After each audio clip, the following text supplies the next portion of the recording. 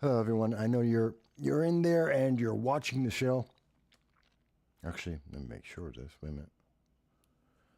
Yep, everyone's here. So give me 20 seconds here. Hang on, everybody.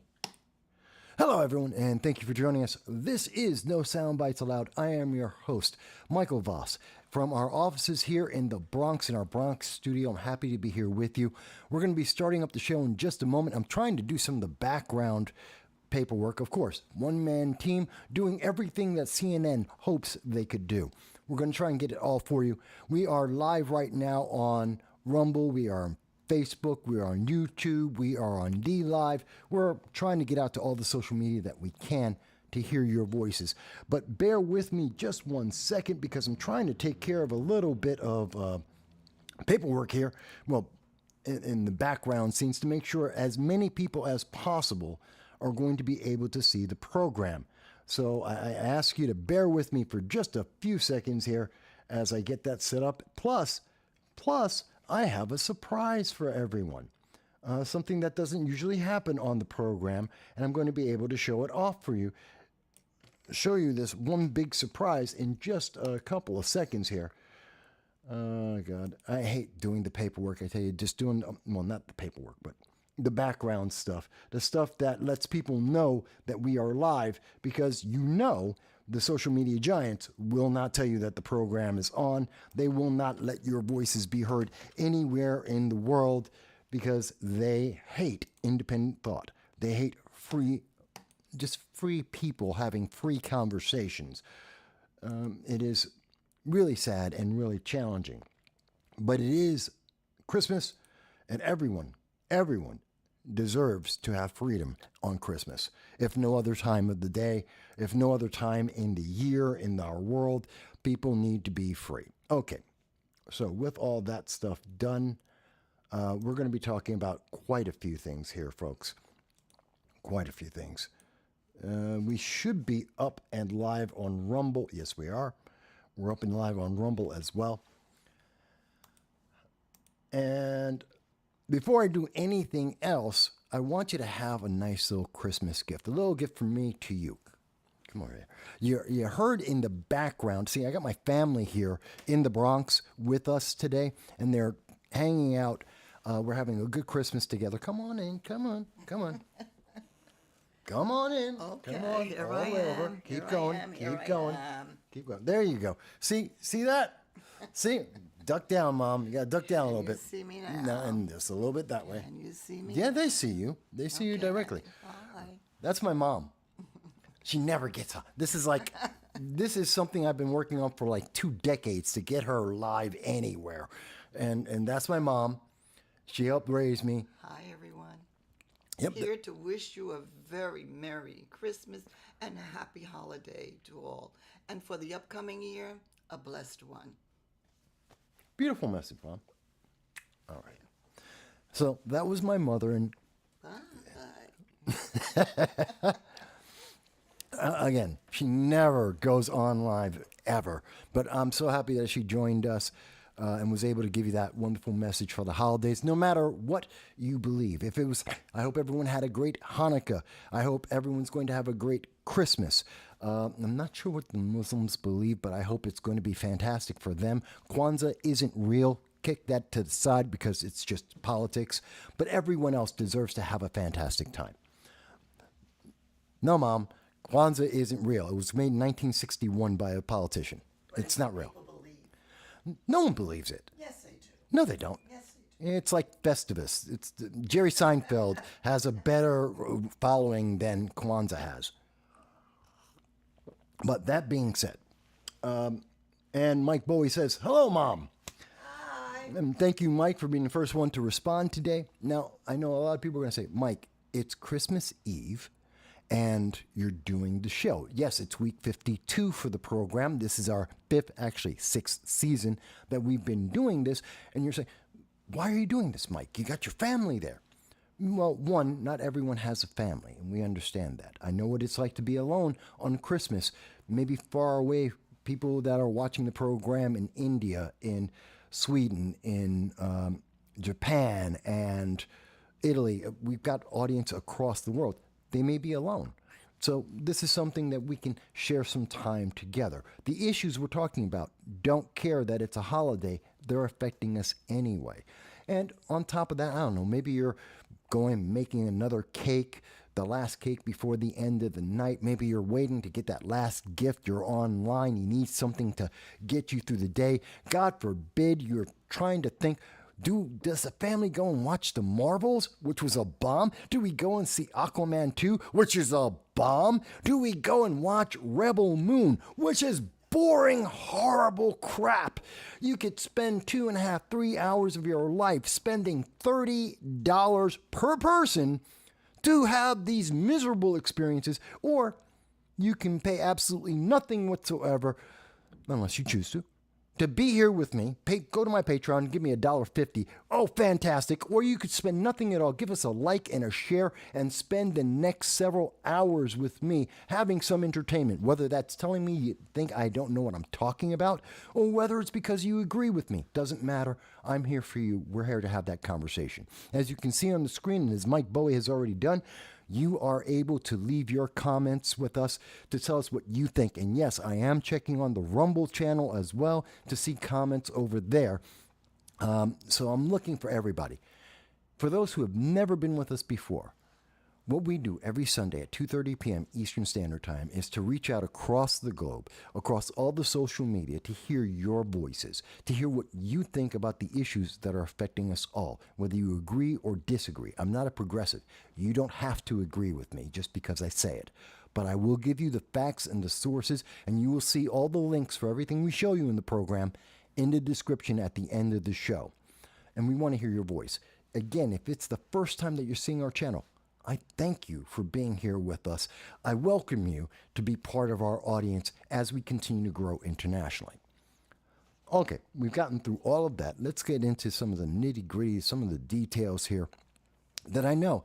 You may not see this live. Some people may see it later in the day. That's perfectly fine too. Come in, back and forth. That's okay. As you're wrapping gifts, I'm happy. We got a lot of things to talk about, folks. But you know what? I'm going to start off with something that's a little bit different, something that is a little more humorous. You may have noticed, and one of the audience members of the show, Jason in Binghamton, actually did this little, this is kind of funny. It's on Twitter or X, whichever you want to call it. And he put this together, which is... did this, but Merry Christmas!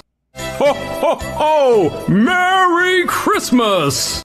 Ho, ho, ho! Merry Christmas! Ho, ho, ho! Merry Christmas! Ho, ho, ho! Merry Christmas! Ho, ho, ho! Merry Christmas! There was that. Ho, ho, ho! Merry Christmas! Ho, ho, ho! Merry Christmas! Ho, ho, ho! Merry Christmas! Ho, ho, ho! Merry Christmas! Ho, ho, ho! Merry Christmas! Ho, ho, ho! All right. That'll take care of that. All right, so that's taken care of. Now, I also wanted to talk about, and one of the things we're going to be highlighting, I want you to keep this in mind as we go throughout the rest of the show. There's Thomas Sowell. Thomas Sowell is a very significant black economist. He's a well-spoken political figure, former Democrat who gave up the Democratic Party because he saw exactly what progressive politics is doing, not just to the black community, not just to America, but to the world. And I think he's a wonderful figure. Intelligent man. Even the intelligentsia cannot take him down. And he had something very interesting that he said. This is going back into the 60s. I want you to hear what he has to say here. And you'll be able to see, if you can't hear it, you'll also be able to see it on the screen because we have the words up for you. So I want you to see this little clip here. No, but it's fascinating that I see this happening in all sorts of issues, from Federal Reserve policies on across the board, that you say, here's this wonderful program, and it will do wonderful things, and the burden of proof is on others to show that it will not do those things. And no matter how long it's been going on, it's not long enough. It's never long enough. If it failed, there just wasn't enough commitment. The budget wasn't big enough, should have had a larger staff, wider powers, but there is never any sense of a burden of proof on you to say, when you've I love that. That's right. The burden of proof is always on us. If you are talking about an unapproved message, if you are talking about something that wasn't passed down from the White House through social media, through the mainstream media, an unapproved voice or opinion, then you have the burden of proof always to prove it. But when we look at, as an example, the policies on gun control, when we look at the policies on DEI, diversity, equity, inclusion, they never say, and here's how it worked. This is how it's improved people's lives. They never say that. Oh, the Inflation Reduction Act. See, this is a great thing. You just don't understand the economy. You just don't understand that even as your bills have gone higher, even as everything costs more money, even as you have less money to spend, and if you happen to be in a blue progressive state like New York or California, even as you get more and more fees, other words, taxes, to take your money away, they're telling you everything's going fantastic. But they never show it to you. I mean, if any of the gun control policies actually worked, well, then all of the gun crime, all the violent gun crime, the mass shootings, the school shootings, they would have stopped in the 1970s. But they don't work. They don't have any positive impact. DEI isn't making people's lives better. Equity is divisive, and that is its only purpose is to divide and destroy eternally, because you are dehumanized. You're not a human being. Equity says you are a bunch of categories, and those categories have been ranked not by you. No, you're just a servant and peon. No, some elite has decided that this is the list, and certain qualities are more important and better than other qualities, and that's what they get to decide. You just get to live with it. I tell you, that's very upsetting. Happy Life is with us. Hello, Happy Life. Glad to see that you're here. Yeah, I do look a little bit younger when I cut the hair. It's because of all the gray. It takes away the gray. But, some people would say I don't look like a wizard anymore. I don't look as wise and like Merlin anymore. Whatever. It's a trade-off. All the young women in the audience will probably love the new look. I hope so, anyway. That being said, I want you to keep that in mind as we go throughout the show. Where is the burden of proof in each and every one of the major stories that we're talking about around the world? The burden of proof is always on prove that we aren't working. Prove that illegal immigration, open borders isn't working. Prove that inflation isn't a problem. Prove that the world isn't militarizing, or that we don't have to worry about China, or that we don't have to worry about Iran. We don't have to worry about Russia. They always say, you have to prove it. Well, wait a minute. Prove that your policies are working. Internationally, domestically, prove that this progressive push is actually a benefit to anyone. It's Christmas. Tell me how I have been wrong. Show us all the wonders and joys of progressivism, because they don't exist. No one sees them. They're not real. And throughout this holiday season, they're always putting the onus on you. How dare you not agree with them, even though they have nothing to show you that says this is why you should agree with them. I want you to keep that in mind as we go throughout the program, and as we talk about all of these different issues. So that was Thomas Sowell telling us a little about that. And okay. So I wanted to talk about that. And let me give you an idea of what I'm talking about here, because I think it's really important. And this happened earlier this week. You may have seen me put up this video. earlier in the week. There. Whoops. There we are. So earlier this week, I had an event that happened before I cut my hair off. And Christmas week, I was walking my dog, and a 12-year-old stick boy, this is why I'm calling him stick boy, a young boy, had to be around 12. He's a tween. And he and a group of his friends were assaulting a young girl. Okay? Think about that. 6 boys are assaulting this one girl. Literally, they're smacking her hands. They're smacking her ass. I see this happening. 4 of the boys don't know what to do. They're running back and forth. They're confused. They're trying to figure out, do they help the girl? They're afraid of the boys that are smacking on the girl. So they're worried they're going to get beat up. Do they want to fight? Do they want to get beat up? Is it worth it? Is there anyone else going to help? This is what the environment was. And so I stepped in and I said, hey, little girl, are you okay? Because none of the other adults, this is in the projects near where my family lives.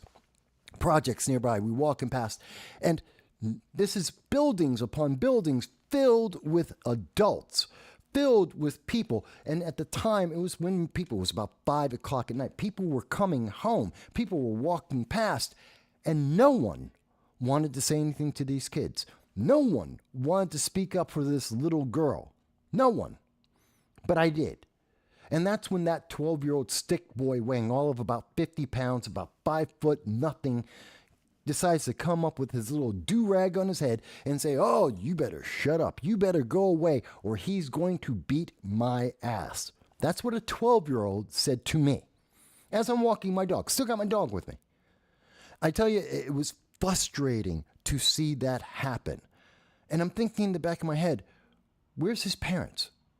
What happened in his life that his father never instilled respect for his elders? His mom didn't instill respect for his elders, even if he thought we were wrong, even if he thought I was an old fuddy-duddy. Have some respect. How about respect for women? That was not taught to this child because perhaps the parents were thinking it's toxic. To teach him any other way would be toxic towards girls. I don't know.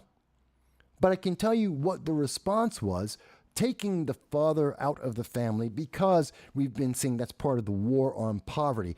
We saw that not having discipline, and I'm not saying anyone, I do not agree with anyone abusing a child, but taking away discipline from this child's life, both from the school and from the parents, now created a situation that was dangerous for a young girl and even dangerous for me as an adult trying to put in supervision and correction into his life. Here's a little piece from what happened in that video. Really? This is a 12-year-old who weighs all of about 50 pounds, is all of about 5 foot straight up. He's a stick of a boy trying to defend the fact that him and his friends looked like they were trying to assault that little girl. It got me very upset. But then I'm starting to, with the girl, she's like, no, I'm okay. And the other boys seem to be calming their asses down. They're a little afraid because an adult's paying attention to this and actually calling them out on this. Mind you, there are people home in their apartments. There are other people walking around in and out of their building. No one's saying anything. Just me. So I start to walk on because I got my dog and the girl seems to be okay. The others seem to have calmed down. That stick of a boy walks over because there were trees that branches came down the windstorm the other day. He goes and picks up a branch. It's about, I don't know, about this big. We're talking about 5-6 inches, a little tiny branch. And he picks it up, a little twig. I'm like, what? And I see him in the corner of my eye as he reached over for it. I turn and I look at him as I'm walking my dog. And I stop walking and I go, what are you doing? Picks up the stick. The kid wanted to use a stick, wanted to take a weapon to try and beat me down. Now, I mean, this is a statement about our society. This is a statement about what's going on. This is during the holiday season when good cheer is supposed to be surrounding the world. We have seen world wars. stop because of Christmas. We've seen people come together in peace because it's Christmas, because of the holiday spirit, because goodwill to all men, meaning all humans on the planet. This child has no respect and no understanding of history or timing. He doesn't even recognize that he is wrong. Or maybe he did recognize it and was trying to bolster his case, to justify, as he has seen so many times on news and media, where people like Antifa, they burn down Minneapolis and they justify it because, well, I'm black. Well, he's going, I'm black and I'm young and I'm going to justify the wrong that I've done because you're old, you don't understand. Literally, this is what the kid said to me. This is the danger of what's going on in our future. The longer we have children who are not disciplined, the longer we have families that are broken, the longer that we have this confusion about gender and identity and ideology, the longer this goes on, the more we are destroying, we are crushing the infrastructure of our nation and our society. And we are dividing people more and more, and it's becoming chaos. Whether you agree or not with how I handled that, I've had several people say, Mike, you should have just walked on by. Should have let that girl have to suffer on her own. Some people have said, hey, Mike, you know what you should have done? Once you said, hey, leave that girl alone, walk away, which gives no guarantee that the boys would have not returned, gone right back to doing what they were doing once I walked away. No. It was because I challenged that kid that they absolutely stopped. Their focus became the adult disciplining them and dealing with the ringleader who's trying to be Mr. Badass at the year of 12 years of age, 50 pounds and a stick. And he picks up a stick. The boy's lucky I didn't smack him. If I breathed on him too hard, he would have blown away. And people have said, well, no, you should just let it go. No, because the lesson wouldn't have been made. There were boys, I know some of the young boys there who were watching. And they said, before I stepped in, I said, isn't that your friend? Aren't you going to help her? And they said, we're afraid we're going to be jumped. I'm weak. One of the boys actually said, I'm the weakest one here. My answer was, I don't care. That has nothing to do with it. I don't care if you're weak or not. You step up. You do something. You say something. You do what you can, even if it means you're weak, even if you lose. But that's not what's being taught to these kids. And they were afraid of the bully, but he's mean. And lots of people are mean. That doesn't mean you cower to them, which is what we have been teaching these kids. Someone who's assertive, someone who takes a stance, someone who says, I'm in charge and you're going to do what I say. This is what we have done. This is what the indoctrination in our schools has taught our kids. When someone takes an authority position, someone presents themselves as a leader, you bow down and you do what they say. And that's why this 50-pound stick of a boy is leading 6 other boys in attacking a young girl, because he is the leader and everyone else stays quiet and does what they are told. The authority spoke to them and they have to do. That's the indoctrination, and that's the result of indoctrination. Someone is abusing that ability, that ingrained lesson that has been taught to these kids. You don't speak up, you don't challenge, you don't assert yourself, you just obey, even when it's wrong, even when it's evil. And I had to confront that. I had to stand up to that. And maybe those kids saw that and said, maybe you do challenge when someone says, I'm the leader, so you just obey. Maybe they did get the idea, the seed planted into their minds, that some things are worth standing up for, some things are worth speaking about. And even if it's uncomfortable, even if you're the only one in an entire crowd, maybe you should still be that voice. You should still be that person speaking up, which is not the lesson that's being taught in our schools. That's not the lesson that's in our movies that are being shown to these kids. That is not what is being ingrained and indoctrinated into them, and it should be. Now, going back to some of the comments here. Happy Life says, I believe you. I'm from the Bronx, Washington Project. I know it, 169th Projects. I know where that is. Until he was 18 years old.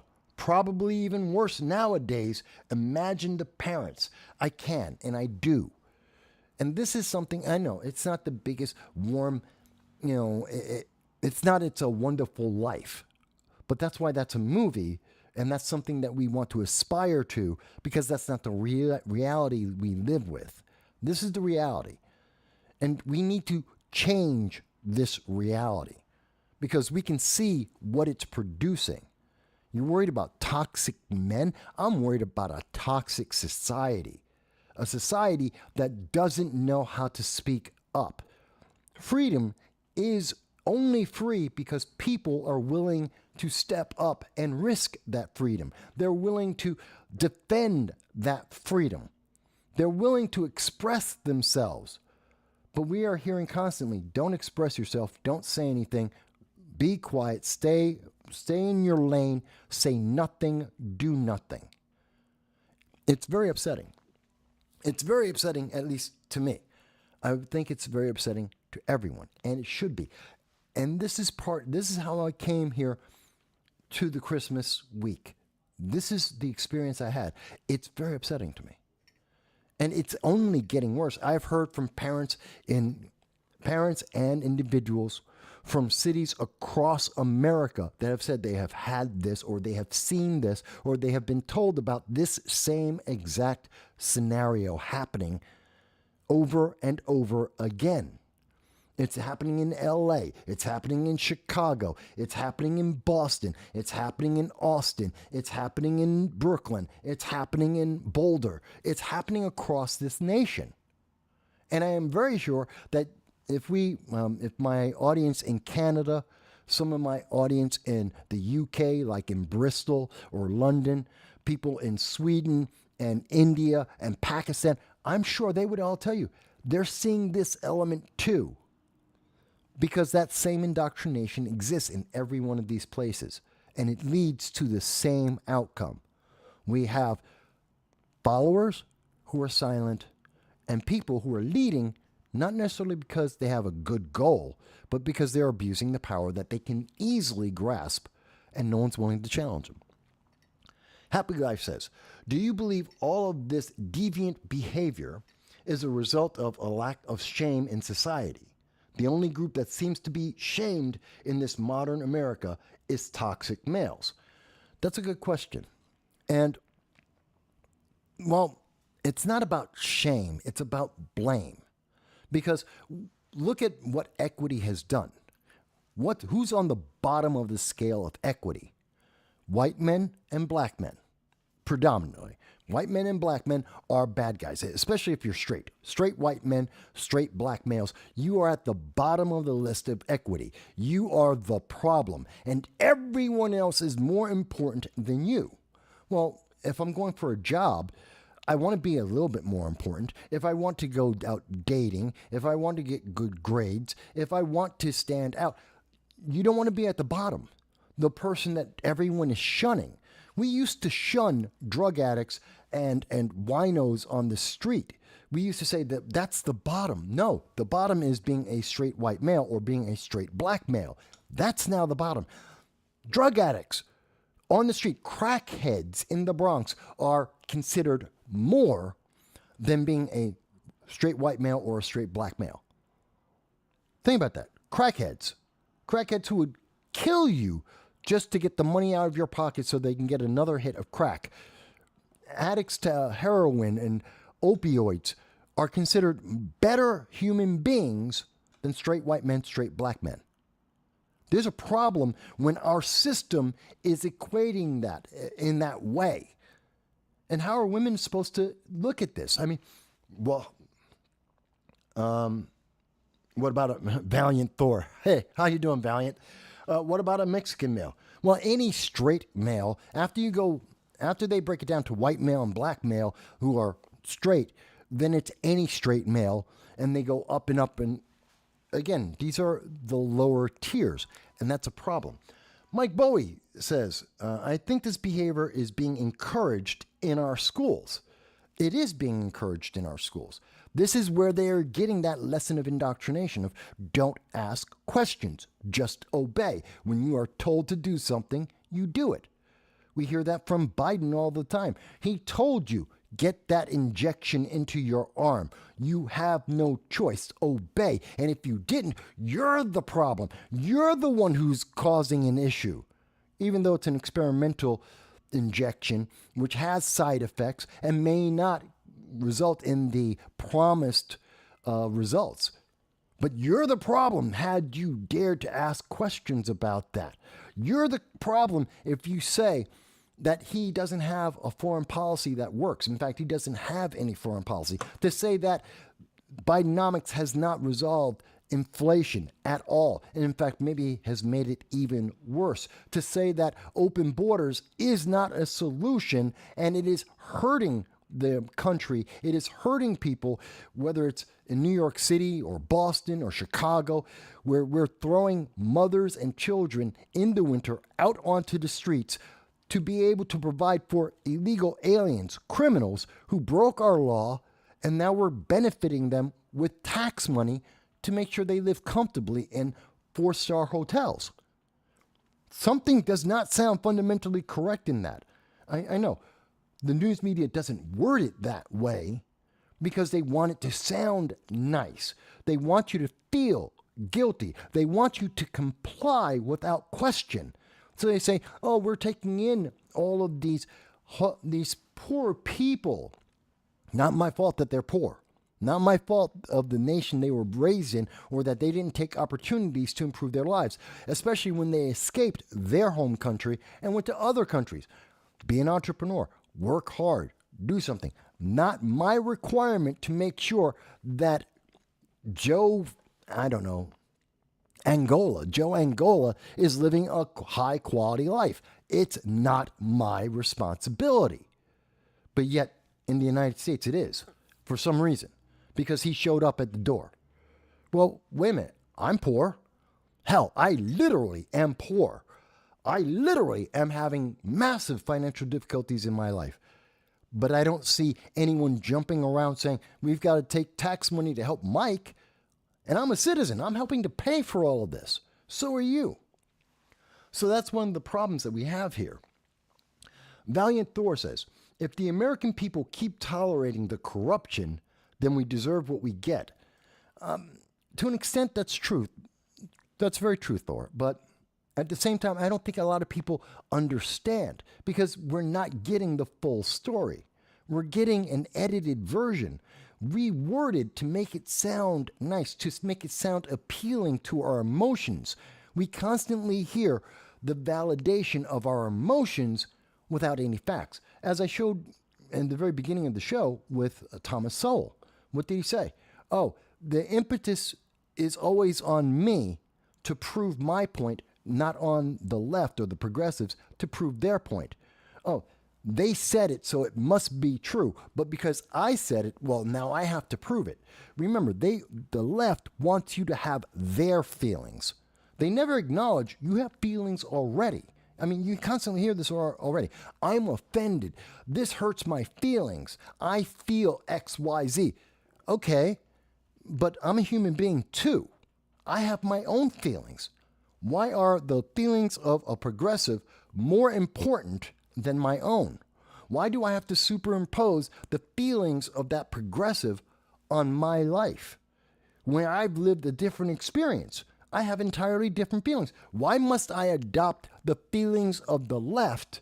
Why can't the left adopt the feelings of me or from the right or from anyone else?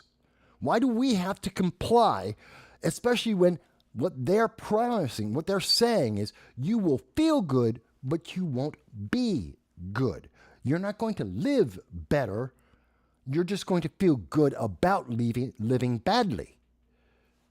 Does that make any sense to anyone? Because when you stop and when you think about it, I mean, literally, take the emotion out of it and think about what they are saying. Do what we say. Here's the way you should feel about it, regardless of how you actually feel about it. And don't you dare complain. You have to adopt their lifestyle, their desires, their feelings, yours meaningless. Why are they invalidating you? Aren't you a human being too? It's part of that dehumanization, which goes with equity, which goes with progressive politics, socialism, and communism. You are dehumanized. You don't have the same rights. You don't have anything individual. You are just a collective. And what the collective gets is what you get. You get nothing more. And no one cares because you don't exist. You're just part of a collective. Now, let me go back to some of the comments here. Mike Bowie says that we've already had a homeless problem in this country. We do have a homeless problem in this country. And adding millions, literally 8 million illegal aliens since February 2021 by Joe Biden hasn't helped the homeless problem in America. It's only made it worse, which is why Boston, Chicago, and New York City are all going bankrupt. Their infrastructure is falling apart. They can't afford the billions that it costs to be able to take care of this. This is billions per city, not in all of the cities together. It's per city. We can't afford it. And the answer is, oh, well, then we'll just take away the police so we can keep spending money on those illegal aliens. I want you to think about that. You, as a citizen, will have less safety. You will be less secure. You are more in danger of crime because the cities, Chicago, Boston, New York, are going to take money away from the police force. Instead of having those police officers, they're going to reduce the number of police officers, meaning you're going to be less protected. There's going to be less people able to serve you so that they can take that very same money and give it to someone who broke the law, entered the United States without authorization, so that they can put them in a 4-star hotel, which might be better life than where you're living right now, to let them live in a 4-star hotel with maid service and food, and to give them spending money. They won't do that for you. But your quality of life must go down so we can take care of them. And even as we see city after city, mayor after mayor say, this is unsustainable. They don't have the money for this. This is bankrupting the country. They're going to take money away from your kids and their schools. We've heard that from Mayor Adams. They're going to take away from the teachers. They're going to take away from the school programs as well as the police. Okay, that's a problem. But none of them were willing to say, oh, by the way, and we're going to close the border. There's your root of the problem. Close the border. Illegal aliens are not welcome. Don't tell me you went, oh, I know. Eric Adams took a trip over. He had a summer vacation. He went to South America. No one cares. He doesn't make policy for the United States. Oh, Gavin Newsom, he's governor of New York. He took a trip along with Kathy Hochul, governor of New York. They took trips overseas. No one cares. They don't make international policy. They don't make the rule. They could close their borders like Governor Abbott in Texas, but they won't. And they're not willing to stand up and say, close the border, enforce the immigration laws so that we can fix the problem. No, they're saying keep the borders open because they have to keep the borders open, have to keep accepting even more and more illegal aliens. Doesn't matter how much it breaks the nation. By the way, we just need more money. You're just going to have to live with more crime. And your kids will not be taught as well. But they will get the primary lesson of obey. Be silent and obey. This is what's happening right now. And I know, it's the holiday. You want to have a happy thought. You know what's happy? Say, get rid of these people and change these policies. That will make you happy. That will improve your life. That will improve the lives of your children. That is the gift of freedom going into the future. That's what I'm trying to share here.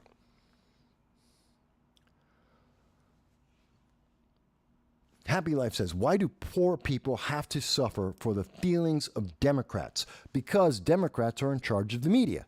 And the media says that's a good thing. They tell you it's a good thing. You should suffer. You're rich. Listen to how the progressives talk. Mind you, this is how they're sending you their tweets and their messages on threads, and they're saying to you, you know what, you are so privileged. They're writing this on an iPad or an iPhone, a device that costs, what, $2,000? And on these $2,000 that people would die for. There are people in countries around the world that don't make $2,000 a year.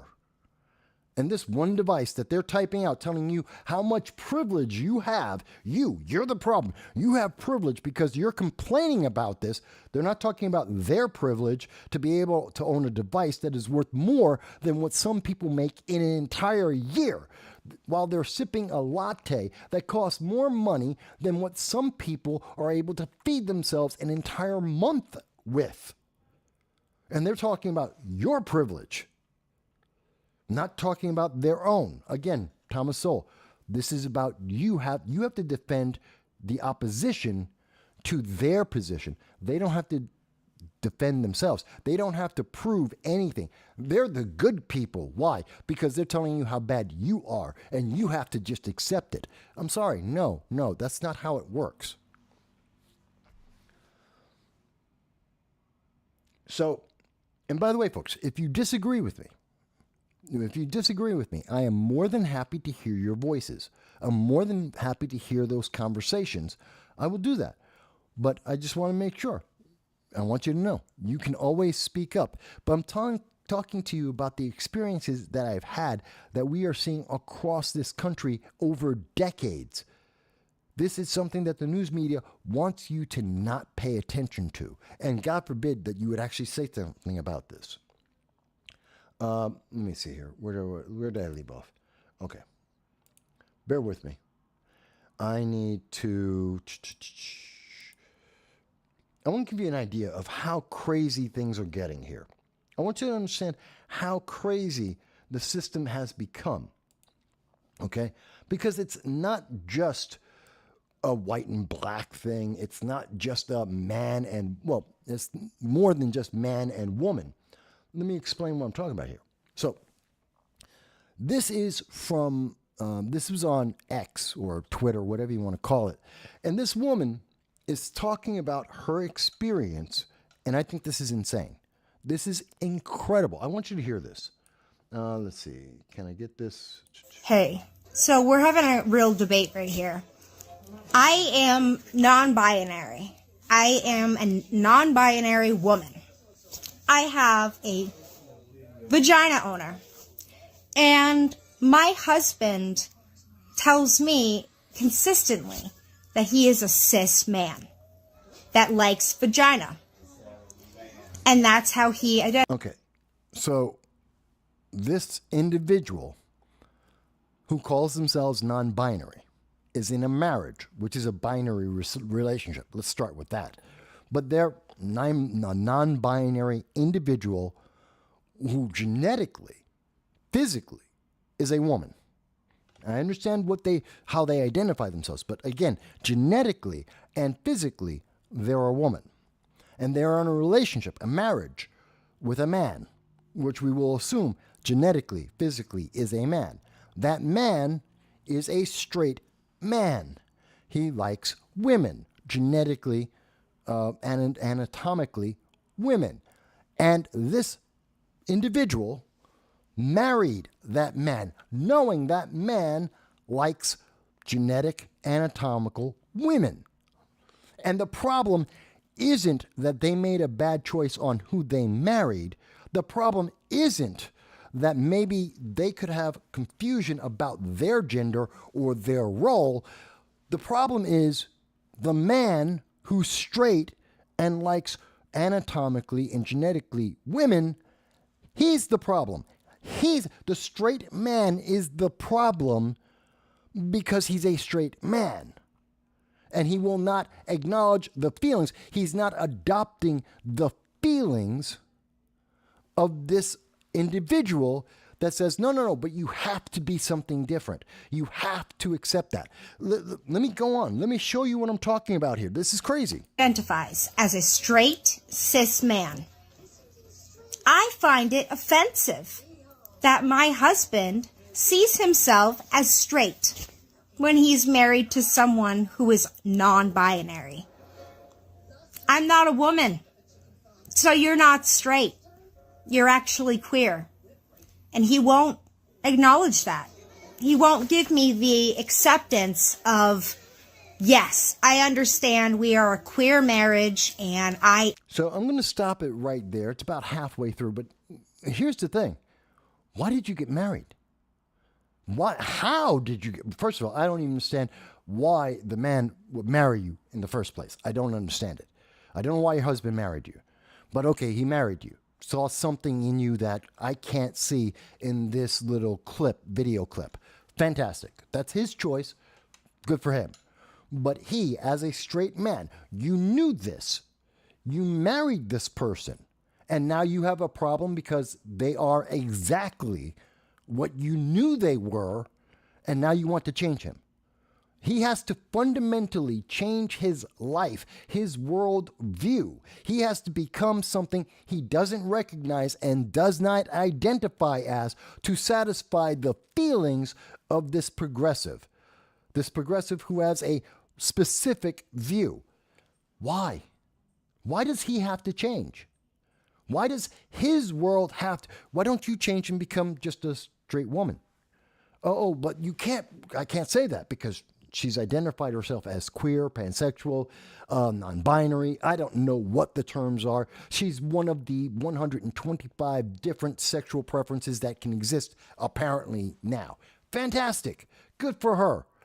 That's her life. Okay. Or her life, its life, their life, whatever the hell you want to call it. I don't know. But why does her husband have to change? Why does the husband have to change? Just because you want to, just because this progressive wants to identify by a certain sexual identity doesn't infect or affect anyone else. But this is the indoctrination we've gotten from news media, from entertainment, from academic circles. I am sure this is a teacher somewhere. I would swear, I don't know. But this sounds like someone who absolutely is deeply enshrined in either progressive politics or in education. This is probably a kindergarten teacher somewhere. I'm just guessing. I don't know. But that's how it sounds like. These are the type of people that tend to say these things.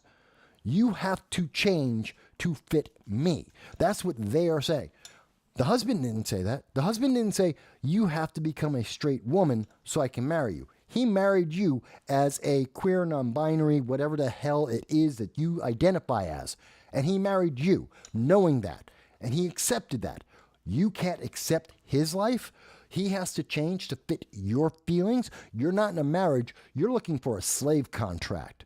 This is about trying to enslave him mentally as well as monetarily, because that's what marriage is, in part.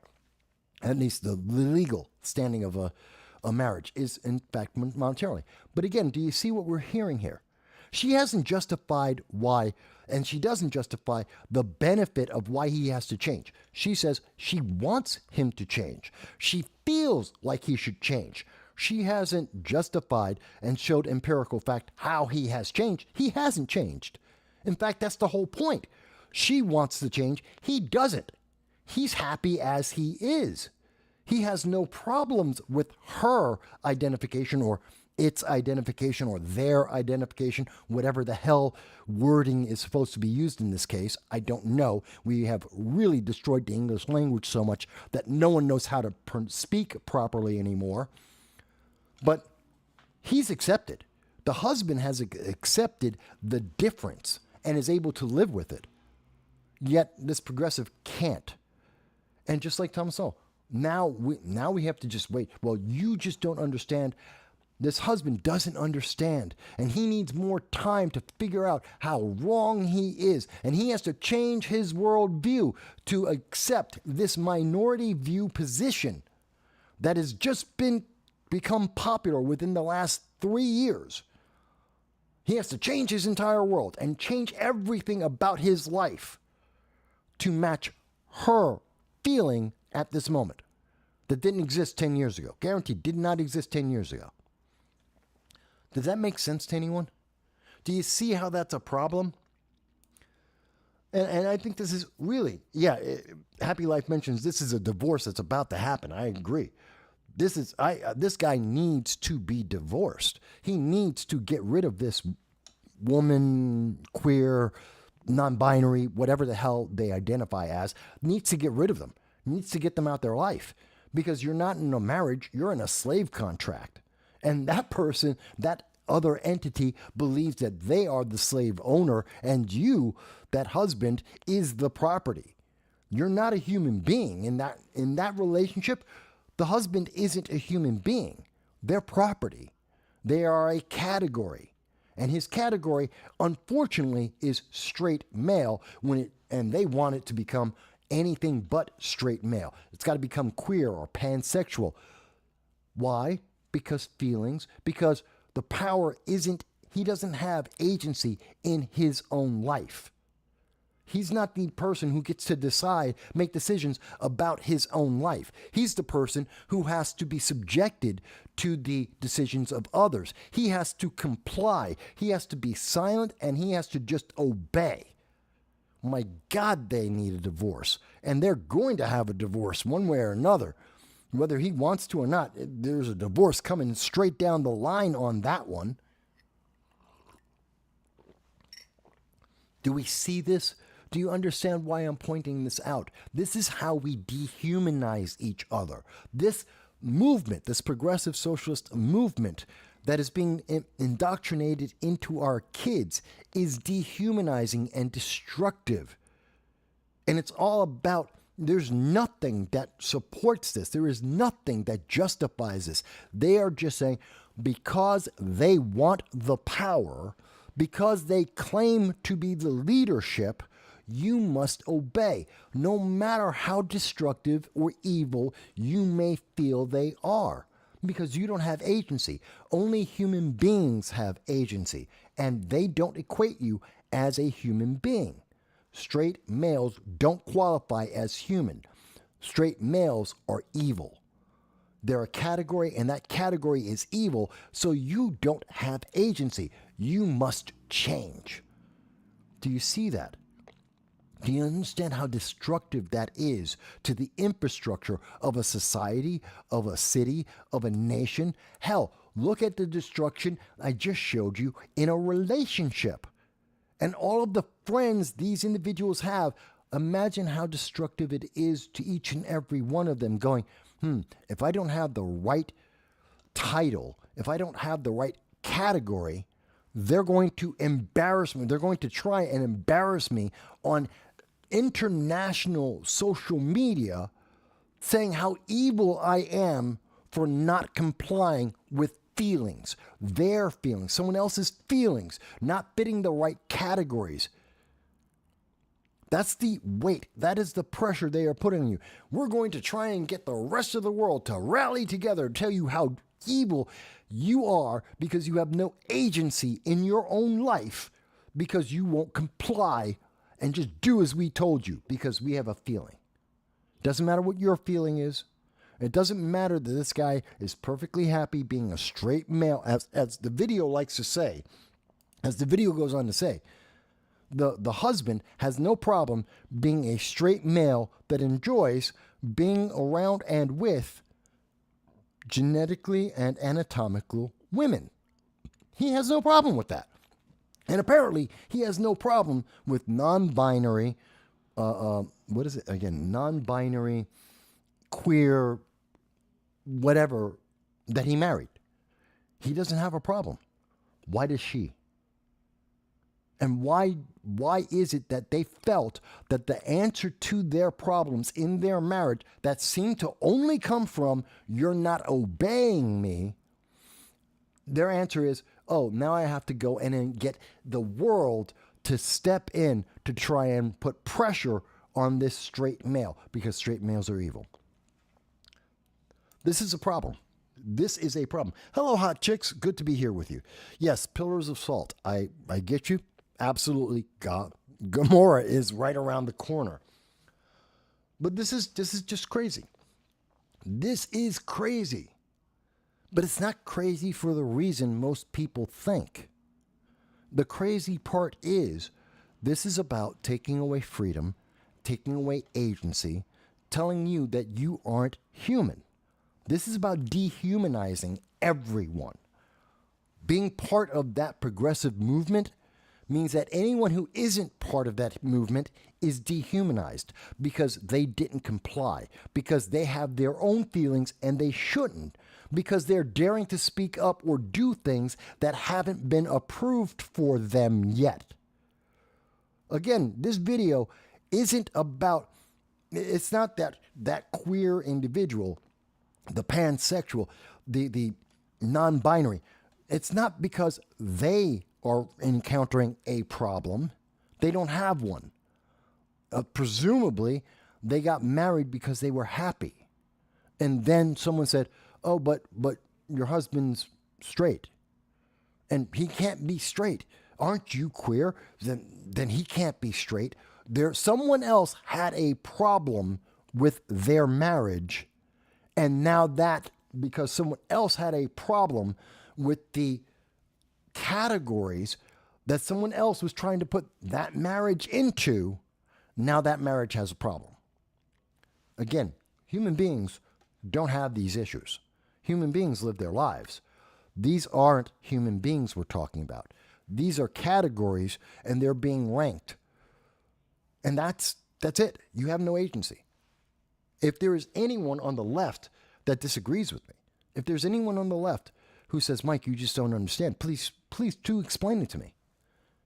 Please clarify for me how I am not seeing this. This is happening in every single school in America. It is happening in schools in Europe. It is happening in the United Kingdom. We are spending in the United States $2.6 billion a year. Your taxes, $2.6 billion a year to try and convince countries around the world to become California and to push this message onto other kids. We are trying to convince the world to be California, even as everyone is leaving California. We're trying to convince the world to be California, to then tell them, you don't have any rights. You don't have any choices. You have to obey. And here are the feelings you have to adopt on your life. Talk about wasting our money. $2.6 billion that we don't have, that the government printed, that is inflationary, that we're paying interest on. This is money we don't have. This is helping to raise the price of meat and bread and eggs and milk. The food you eat is more expensive because someone is trying to tell you you have the wrong sexual identity.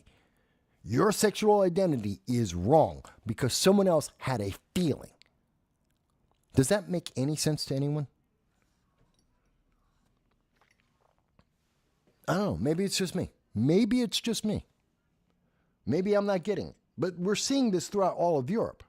And by the way, the more I talk about these things, by the way, the more I point this out to people, the more that we get to see that the social media giants, the social media giants are going around and they are punishing. They are going around and trying to punish everyone. This is what they're doing to me right now. I got this message yesterday from Facebook that they decided, no one in the world, they're going to shut down one of the live streams we did from 2021. 2.5 years ago. Why? They don't like me having this conversation with you. They don't like that we've been able to have success, that people are liking and sharing and subscribing to us on YouTube, on Rumble, on TikTok, that they're actually paying attention to this. And people aren't saying, oh my God, Mike, you're wrong. Because I'm not wrong. Because I can show the justification for what I say. Because I can show the evidence of what I am talking about. And the progressives can't. They can't justify what they're saying. They can't show the positive of what they're doing. And so the answer is, since the left, the progressives, can't defend themselves and character assassination doesn't work, telling me, Mike, you're ugly, you're old, you're black, I don't care. I don't care about any of that. I don't care what their opinion is of how I look or how I feel. I don't care about your opinions on that. And since that doesn't affect me, then the answer is silence. We're going to silence him. They're going to try and find a way to silence your voice. You must be an ist. You must be a phobe. You must have said or done something. Doesn't matter how credible the sources are. It doesn't matter how it verifies or how much you can verify. The answer is you have to be silenced. And here they are going backwards in time and saying, oh, we're going to get rid of some of your stuff. Why? In 2.5 years, 2.5 years, no one had a problem with that live stream. No one had a question about what I had to say. 2.5 years. Now, today, just as we're getting into 2024, as I talk about more and more about the election, as I talk about the consequences of the policies that are affecting the United States and the rest of the world, and there's an election on the line, now we've got to silence. We've got to start deleting videos. This is what's happening, folks. And I've talked about it before. YouTube is actively deleting videos on my channel. They're actively, just no warning, just pulling it. Why? Because they want to. Because they decided that a source coming from their parent company, Google, well, you know what? It's not good enough. I got it from Google. It's an international source. It's cited.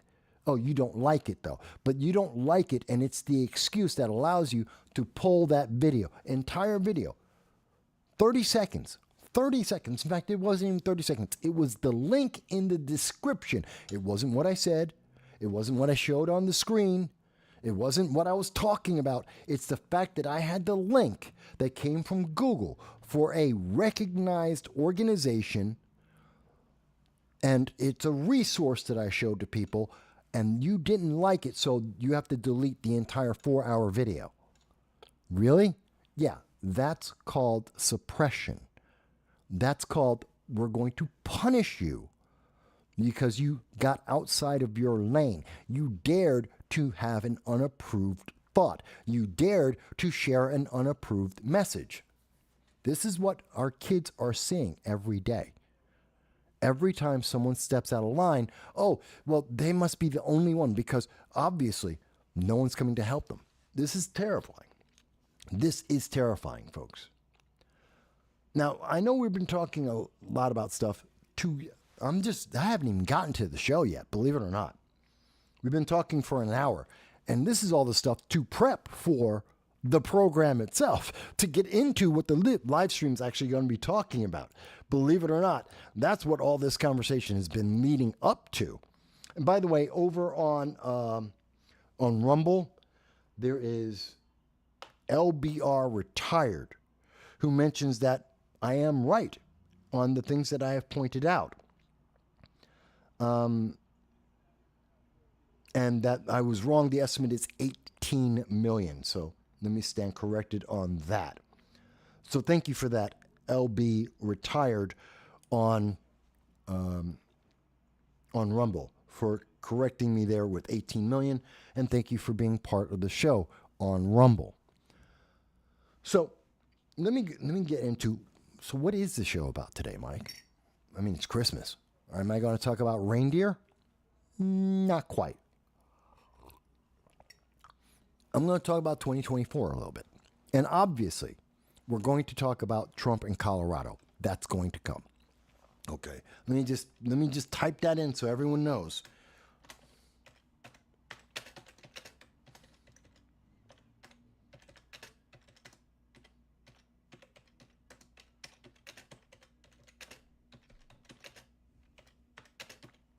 So, just so everyone knows, Trump and Colorado and the consequences about that decision, the ballot of 2024, that will be coming up a little bit later in the show.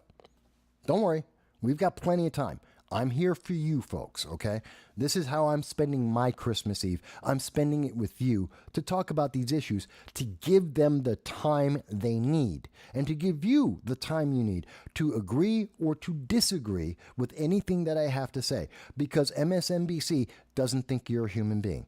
Because CNN doesn't want you to be a human being. Because ABC, CBS are relying on the fact that you will be obedient, keep your head down, and just do as you're told. That is the business model of NBC, of Disney, of Warner Brothers. Just obey. Here's the message. You have to adopt it. You must obey the message. That's what the critical drinker calls it. The message. You must obey it without question. I'm sorry, I've got questions because I'm not a drone. I'm not a serf. I'm not a peon. I'm an American human being. I get to make a choice. And so do other people in the world. Even if you don't have the First Amendment, you get to choose because you have agency over your life, which is why your government may be afraid of you. In China, the government is afraid of the people recognizing that they're individuals, that they get to make a choice. In Venezuela, in North Korea, in Cuba, they're terrified that one day the people will all say, you know what, I'm tired of this. We get to make a choice. We can run our lives better than the government can run our lives. They are terrified of that, which is why they are so oppressive, why each of those nations kill their own people in huge numbers to make sure that they will obey. It's terrifying. And nobody likes to talk about that, but I will. And we're going to talk about Trump very, very soon. But we'll get there. We've got time, folks. But before we talk about President Trump and Colorado, the 2024 ballot, about your freedom to make a choice, your freedom to decide, because that is your God-given right. It doesn't come from the government, it comes from you. You have the right to make your choice. Governments don't get to decide that. But before I get to that, let's talk about, I want to highlight something that I saw as I was prepping for the show today, and this is coming from Germany. Yes, I watch a lot of news. I watch news internationally, okay? I'm not restricted to just what the United States news says. I don't do that. I look at more than just the New York Times or CNN or MSNBC. I read Deutsche Welle, which is the German news, which I have on screen right now. I follow the Guardian, the BBC, Times of Israel, Japan Times, foreignpolicy.com. Do not limit yourself to just your nation's one or two top news media sites. You are not getting the full story. You are not being told the full truth. You have to look at more than just that.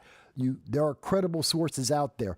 Look at them, because if you don't, you will be misinformed, which is what the governments want to do. Again, it's part of the indoctrination you and your children are being put through. Don't question. Don't look at any other source. Just accept that since they said so, it must be true. But in this case, I'm looking at Deutsche Welle, and I think that this, okay, you see the black man on the screen? By the way, he's German. He works for Deutsche Welle. He's one of their reporters. He is a superstar. I love this guy. He has one of the best interviews.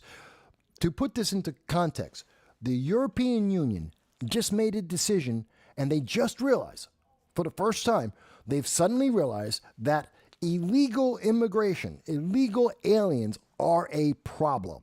I know, this is bewildering. It only took them more than a decade to understand that the flood of illegal aliens entering into the European Union, the open borders, have been hurting every member of Europe. Europe is hurt because they have open borders, and they have just now figured out, hey, guess what? That seems to be a problem. And this group, Save the Children Germany, the woman, and I will presume she is a woman because, you know, I'm just that kind of guy. She's a woman with Save the Children Germany. Okay, that's the organization she represents, which is a far left organization. And they are against closing borders. They want open immigration. They want to flood Germany with as many illegal aliens as possible. And this is their conversation. And I'm going to show you. Listen to the question he asks and then listen to what she says. I think this is critical because it's happening in America. This might as well be a conversation talking with any college in the United States and a normal person. This is a conversation that should be happening with Catherine Gay. This is a conversation you should be having with your progressive leadership. Let's hear it. Here it is. Well, Dr. Maike Riebau is a migration expert and Director of Advocacy and Policy at Save the Children Germany. Welcome to DW. Let me stop right there. She isn't an immigration expert. She's an illegal alien expert. Her expertise is in helping illegal aliens. They will use this term very often because it's the European Union. They say migrant. You see that in the United States. In the more left-leaning the news, they'll say migrant. They don't mean migrant. These aren't migrants. These are illegal aliens. It is a legal term. It is the correct term. They have no authorization, thus making them illegal.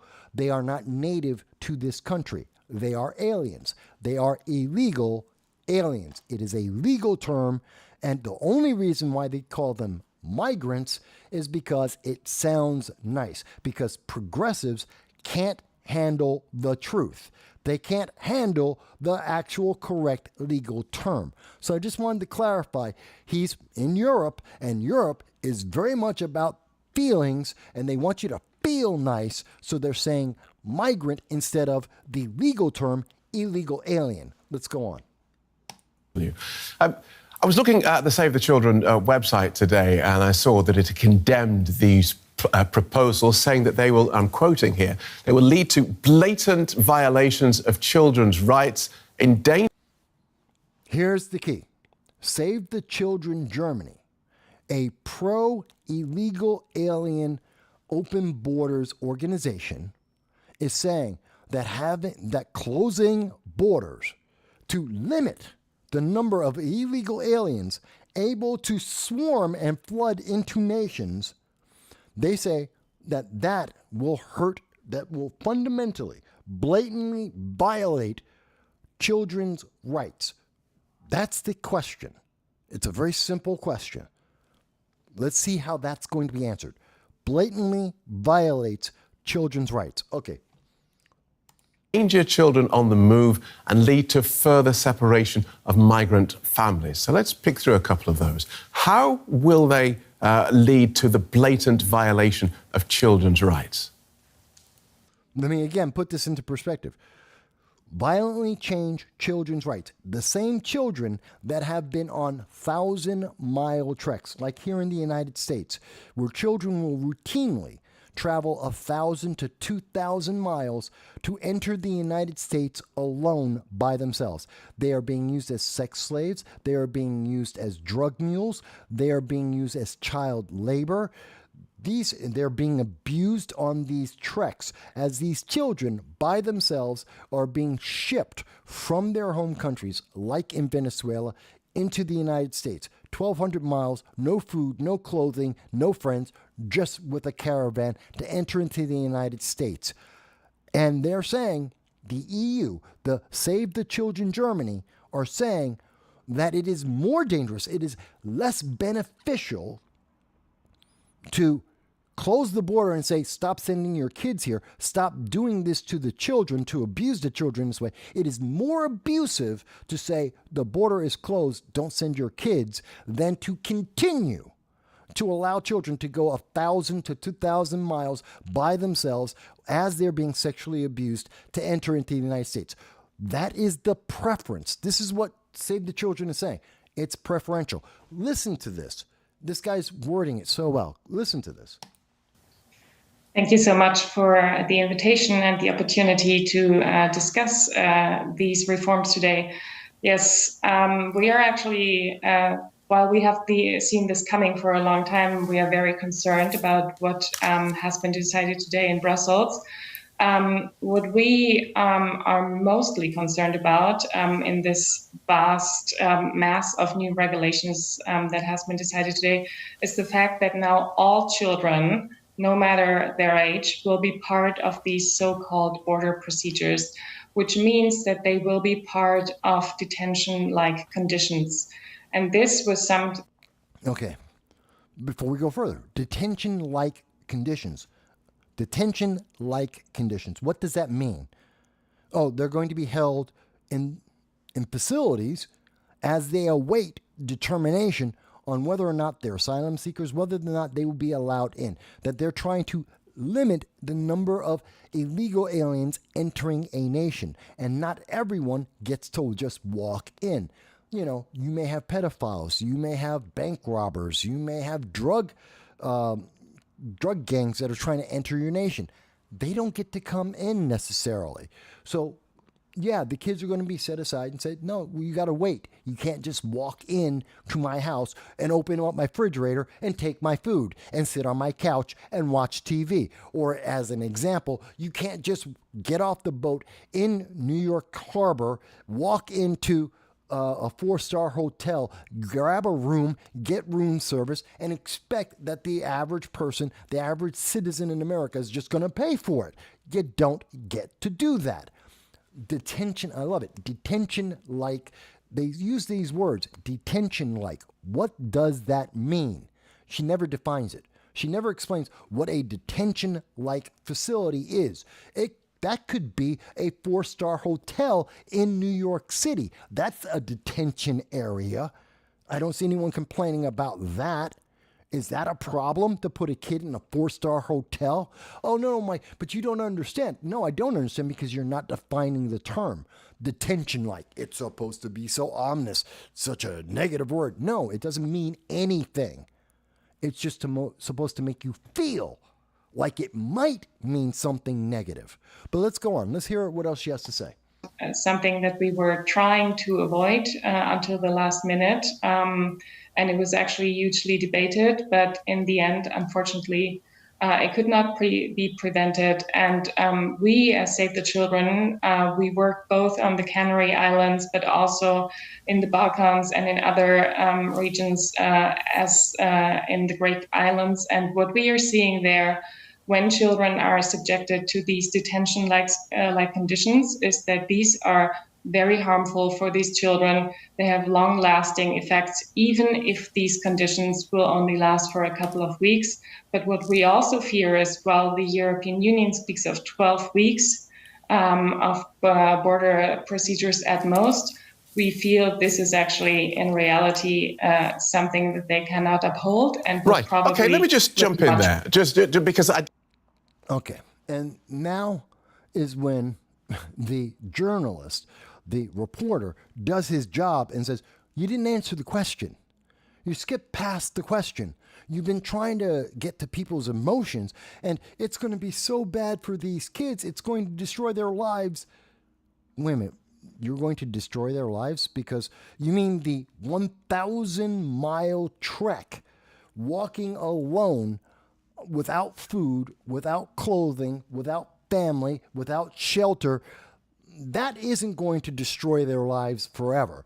But being in a detention center where they have housing, they have food, and they may have some kind of supervision, no, that's going to be the worst part of the trip. Not being surrounded by sex slave gangs or drug gangs or pedophiles. No, that's not the problem. Starving on the road as you walk for thousands of miles by yourself without any of your family, that's not going to have any mental scar on you. But sitting in a facility by a government that's feeding you, keeping you alive, keeping you clothed, giving you shelter from the rain, that's going to be the dangerous part. Do you see how this doesn't make any sense? She's not justifying it at all. You're the problem because you dared to question her. Of course, the kids are going to be damaged for life by being given shelter and food and security. That's going to damage them as opposed to leaving them in the gentle hands of gangs and pedophiles.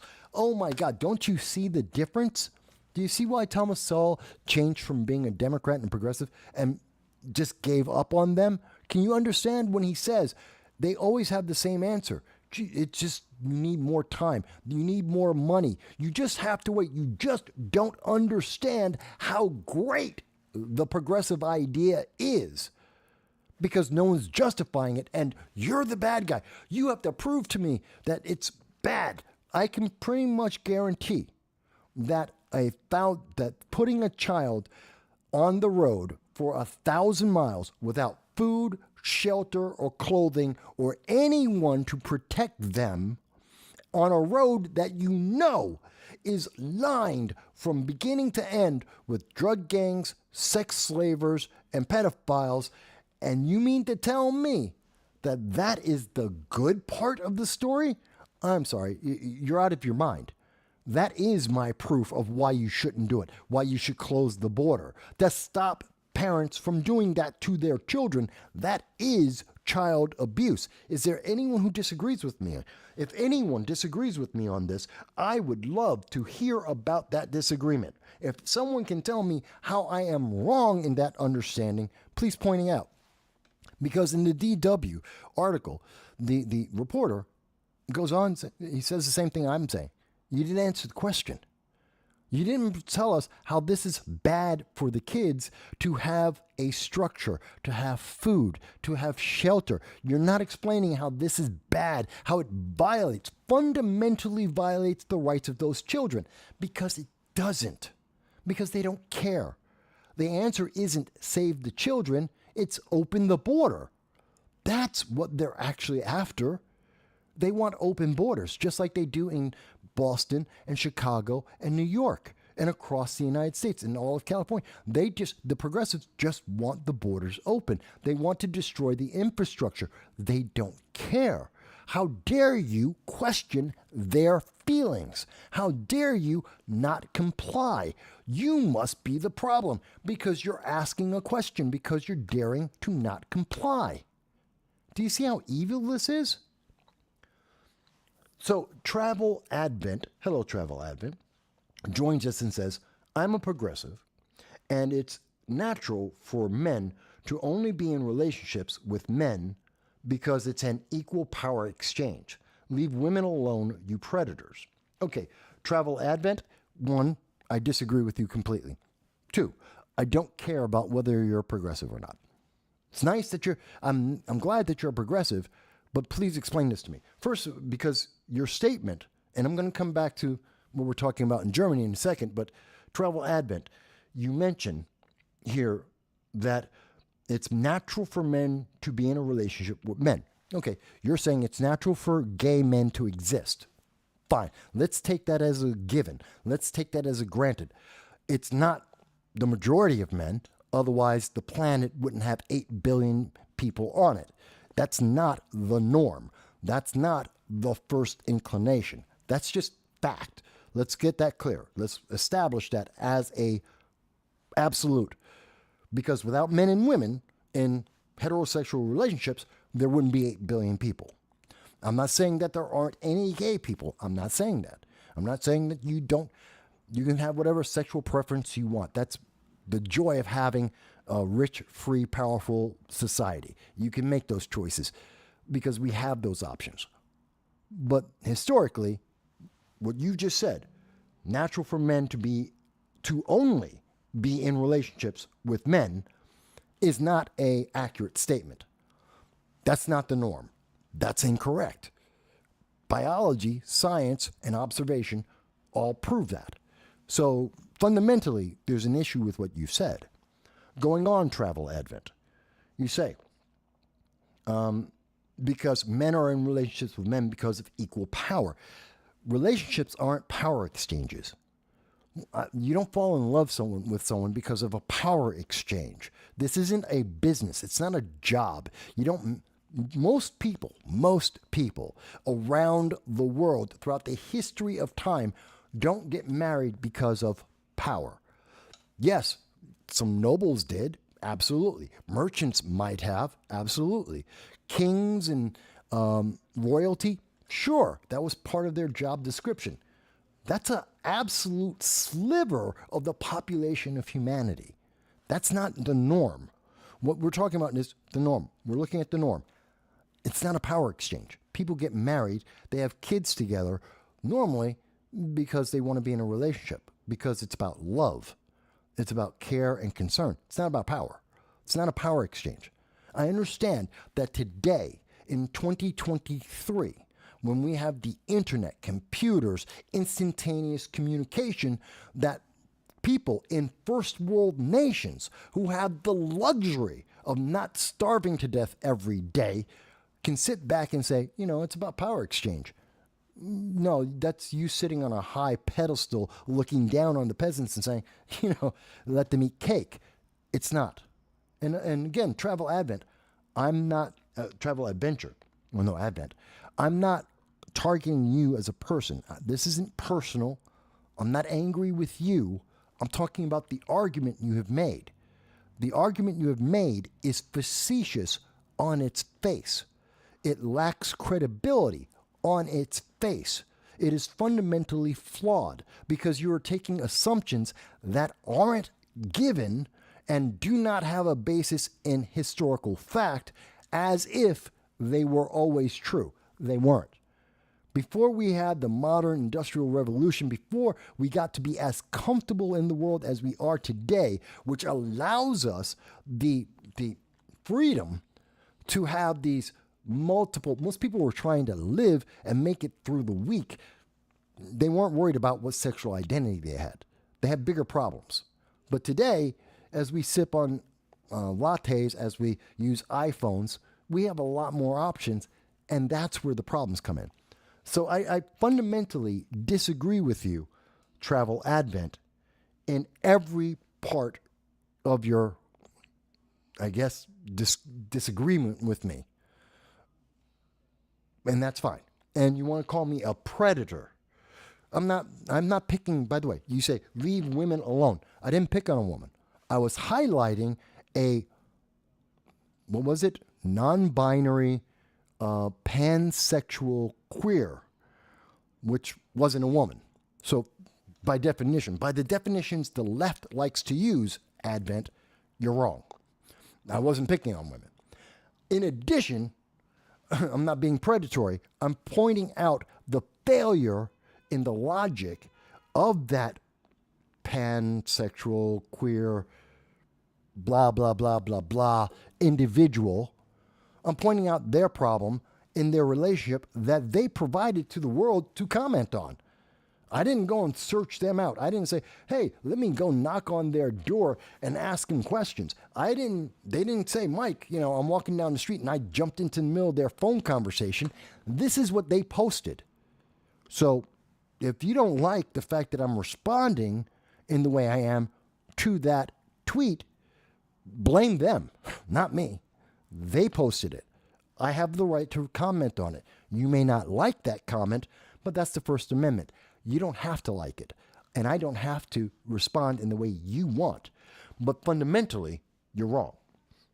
So let me go on, as I'm pretty sure I'm being attacked by, God knows, Facebook and the internet are probably ripping me apart right now, as all the socialists are like, oh, wah. Anyway, going on. So going on, and again, talking about what's happening here with Germany, with open borders, and this is going to affect everyone's life. Because, understand, if these illegal aliens aren't able to go into Germany, they're coming to the United Kingdom, they're coming to the United States.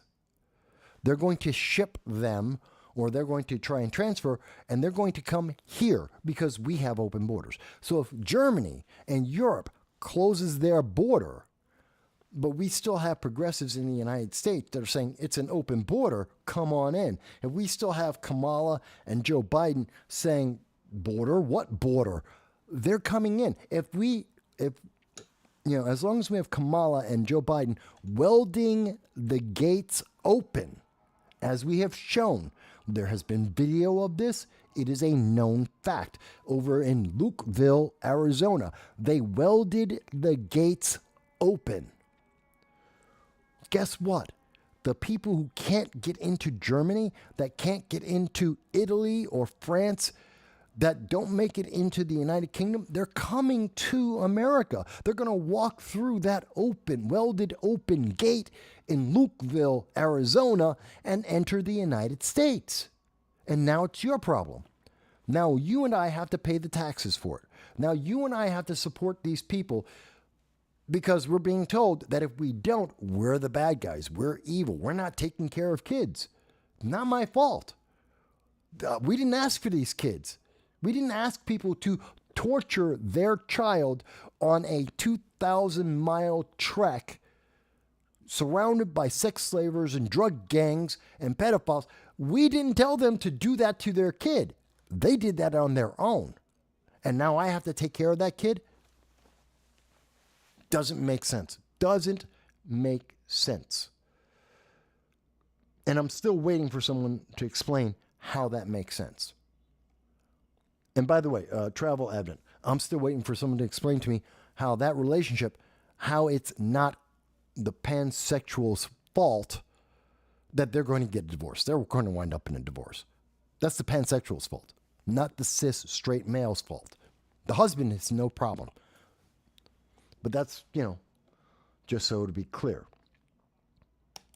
So that really got me in listening to this being said. And it's just so funny because when you look at this, listen to this a little bit more. I did ask you specifically about the claims made on your website, and I haven't heard you yet say how or where these proposals will lead to the blatant violation of children's rights. So let's hear that.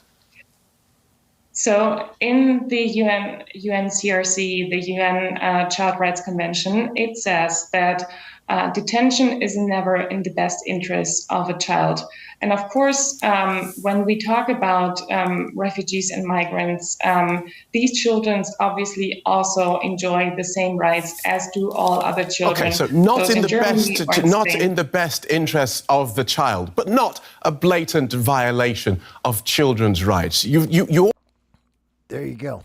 Again, they can't prove their point. How dare you ask us to prove it? Again, it's always the left assumes they're right, and you have to prove they're wrong because they can't prove the truth of their statement. They can't give you.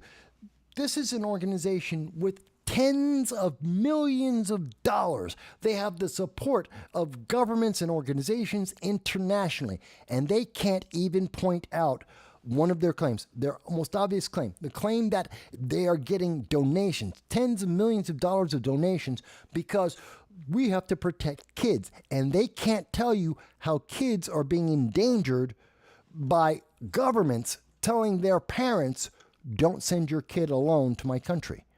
Do not abuse your child by sending them to my country. And they're saying, that's child abuse. How? Because it is. How dare you ask that question? Isn't it obvious? No, it's not obvious. And it doesn't make any sense. And you do have to prove that. Oh, well, you're just a racist and ist and a phobe because you're asking us to prove what we can't prove. I tell you, it's insane to me. And this is the problem about the indoctrination. It is so deep that when you confront these progressives on their values, on the ideas they have presented, when you see the mental gymnastics they run through to try and justify this insanity that they have convinced themselves must be true because they feel it is true, because their feelings say it should be true, the mental gymnastics is astounding. They are so desperate to make sure people never stop to think about what they are saying and the consequences of it that they are constantly pushing. Feeling, but don't you feel for those kids? Don't you feel how this should be good? Don't you feel like this is what we should be doing? Feel, feel, feel. Don't think. Don't stop. Don't you dare think. Don't you dare question. You must obey. You must. And I love this interview because the Deutsche Welle reporter, the black man, is pointing out they have no idea what they're talking about.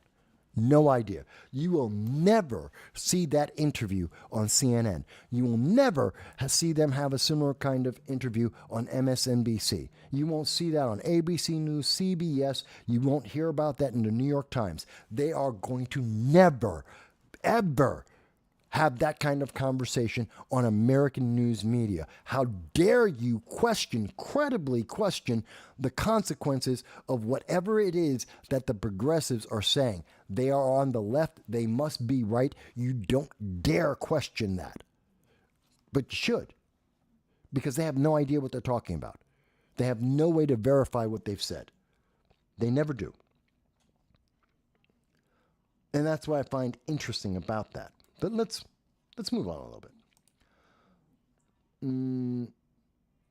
So moving on a little bit, talking about what's going on in the rest of the world. And I know I went a little long about that, but I think it's important.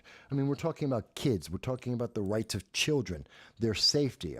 We're talking about illegal immigration around the world. I think it's an important issue. But at the same time, it's also important to talk about what we're seeing happening with Southeast Asia. China is making its efforts known. They are preparing. We've said it before on this channel, I'll say it again. We are in the logistics phase of a regional war in Southeast Asia. China is going out and they are getting ready to barn stomp on Southeast Asia. It's not just the Philippines that they're picking a fight with, but if you go through the article, you'll see it's also Vietnam, it's also Cambodia, it is Malaysia. We are seeing they are picking the fight with everyone in South China Sea, and they are saying they are going to fight everyone. Japan, Korea, Philippines, everyone. They are getting ready for a war. If you are not prepared for this war, you are going to be at a severe disadvantage because China is ready for a war. They are building up for that. You don't have to agree with me. You don't have to like it, but the news is proving it every day. The news media is showing us this on a regular basis. So you don't have to agree. You don't have to agree with me. But I wanted to point that out as well. What's also important, what's affecting the rest of the world, and I'm moving ahead a little bit faster now, but please bear with me. One of the other things that's very important is talking about what's happening with the Pentagon. Okay? What's happening with Iran. Iran is also helping out China. At the same time that China is attacking the Philippines, as they are threatening Japan and Korea and Taiwan, as they are threatening Vietnam and Cambodia and Malaysia, we also see that Iran is helping them out because now Iran is attacking Japanese tankers, convoy ships, commercial ships. This is what Iran has done because Iran has now attacked with one of their drones. They have attacked Japanese ships. Now, this is a big deal. And the reason why this is a big deal is because it involves the United States as well. It's not just what's happening with Japan. You see, the United States has an agreement with Japan that, right or wrong, any conflict that involves Japan, the United States government will protect Japan and its interests. That's a fact. That's the 1960 U.S.-Japan Treaty, one of the oldest treaties in the world that has never been changed. And we guaranteed that we will always protect Japan and its interests. The interests of Japan include their tankers, their commercial ships. And Iran has just attacked their tanker, their commercial ship, which by the treaty of the United States, we must protect them, which means we must protect Japan from attack by Iran. This is how we get into a regional war with Iran. This is how we see the Southeast Asia war get hotter and get started. Iran's taking the opportunity. They know that they can take the chance. The Biden administration cannot handle they can't handle the Ukraine-Russia war, let alone what's happening in Israel, let alone having to deal with protecting Japan. They don't know what to do with themselves. They are not prepared. They couldn't fight against the Taliban. The Taliban kicked Joe Biden's ass. And now you have Russia and Iran and China. I mean, we're talking about exponentially bigger problems, and Biden doesn't know what to do. He can't handle this. Kamala has no clue what's going on, let alone how to resolve this. This is why they're taking advantage of it. This is why Iran is saying, hey, no problem. We're going to attack the United States. We're going to attack Japan because, Hamas is busy attacking Israel. And they don't care. They want them to because they want to kill Israel. They want to kill America. And they're more than happy to help out China attack Japan so that America is stretched as thin as possible, that Joe Biden is overwhelmed as much as possible so that it all collapses. This is what they are working on. This is what they're doing. Again, this is in the media. You're not seeing this on CNN. You're not seeing this on MSNBC. They don't want to tell you what's going on. They want you to feel like everything's fantastic. Everything's fine. Joe Biden's got it all under control. Meanwhile, the wheels are falling off the truck. Just saying, this is the reality of what we are seeing happening in our world. And we are getting closer and closer. We have been warning you that we are getting closer to not World War III, but 3 regional wars. We are seeing that with the Middle East in terms of Iran. We're seeing that in Western Europe in terms of Russia. We're seeing that in the Far East in terms of China. And we are seeing it getting worse by the day. And they know they can get away with it. They know they can get away with this. I'll give you another example of what I'm talking about here. And this may get more people's attention because I know it got me very upset when I ran into it. And we're talking about the American hostages. We're talking about what's happening with Hamas, what's happening with Israel. Okay? Now, when you look at this article, which comes from CNN, and it's very interesting because they say, family of last American woman held by Hamas clinging to hope. What happened to the other women? At one point, there were 22 individuals, Americans, who were captured by Hamas in their terror attack on October 7th. 22 Americans were taken. They were beaten, tortured, sexually abused by Hamas and used as human shields. We got 2 of them back in the ceasefire. We paid $105 million in humanitarian aid that went directly to Hamas. $105 million were paid by the Biden administration to buy back 2 prisoners, $55 million each. Plus, we got 2 during the ceasefire negotiations. That's 4 out of 22. There's 18 more people. Guess what? That's not counting the fact that hostages are dying because Hamas has tortured them, sexually abused them, used them as human shields, and have killed them. That includes Americans. There are now at least 34 Americans that have been directly killed by Hamas as part of the terror attack, and since then, they have been killing the hostages. And the Biden administration doesn't want to talk about it. CNN, MSNBC, they don't want to talk about it. In this article, when you look through this article, and please, don't take my word for it. I'm showing you the article. I want you to see it. The link to the description will be in the description after the show. Read through this. You're going to see They don't mention how many Americans were taken hostage. They tell you that the number has gone down. They tell you that we believe there's 1 woman and 6 men that are held hostage currently by Hamas. They don't tell you what happened to the other 11 Americans. They just disappeared. We knew there were supposed to be 22. What happened to those 11? They don't talk about those. Are they dead? Like we just had to add another man onto the list of the dead after he was captured by Hamas, that he was tortured to death, which should make America very angry. Because when we had similar things happen with 9/11, where Americans were killed because of radical Islamist fanatics, we wanted to glass the entire Middle East. People were talking about nuking the entire Middle East.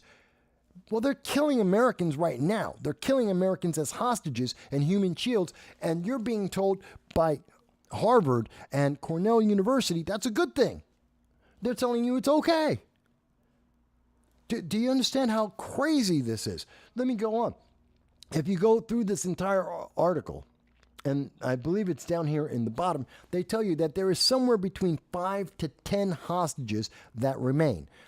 Remember, they told us earlier there's 1 woman and 6 men, but there's between 5 and 10 hostages. Well, how can you have 6 men and 1 woman? That's 7. And they say that the range is 5 to 10 hostages that are American. Well, something's wrong in your math. You started telling us there's 7, and now you're telling us the range is between 5 and 10?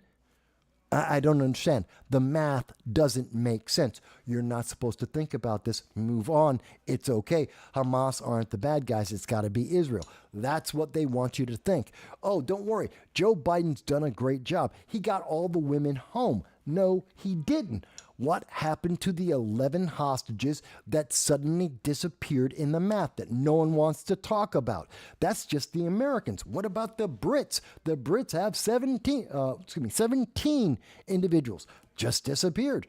They're all hostages. They're being used by human shields. And by the way, the number we have for the human shields, how many hostages that are being held by Hamas, that number comes from Hamas. We don't know how many there are. That's how many Hamas admits that they have, that they had taken 242, and we believe there's 129, but there might be more. There might be more than that because they're not telling us the truth, because they don't want us to know, because they're using them as human shields to protect themselves so that Hamas can continue to fight. That's why the ceasefire that they have been talking about, the second ceasefire that has been offered by Israel to Hamas in exchange of 40 prisoners to get the 40 of the 129 known hostages being used as human shields. This includes Americans, to get them back home. Yeah, Hamas said no. Hamas said no. Mind you, Hamas wants a ceasefire, but Hamas will not give up their hostages, their human shields, the people that they are torturing and sexually abusing. They won't give them up because they need them so that they can beef up Hamas and survive. They want an end to the war, period. A war that Hamas started. They want white flag, end the war, everything stops, so that they can rebuild their military, so that Hamas can rebuild their rockets, so they can go back to genociding Israel. That's what Hamas wants. I'm not making this up. This is what Hamas has said themselves.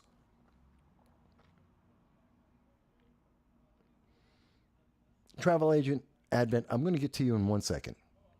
But let's deal first thing first. This is what's happening. And again, why does this matter?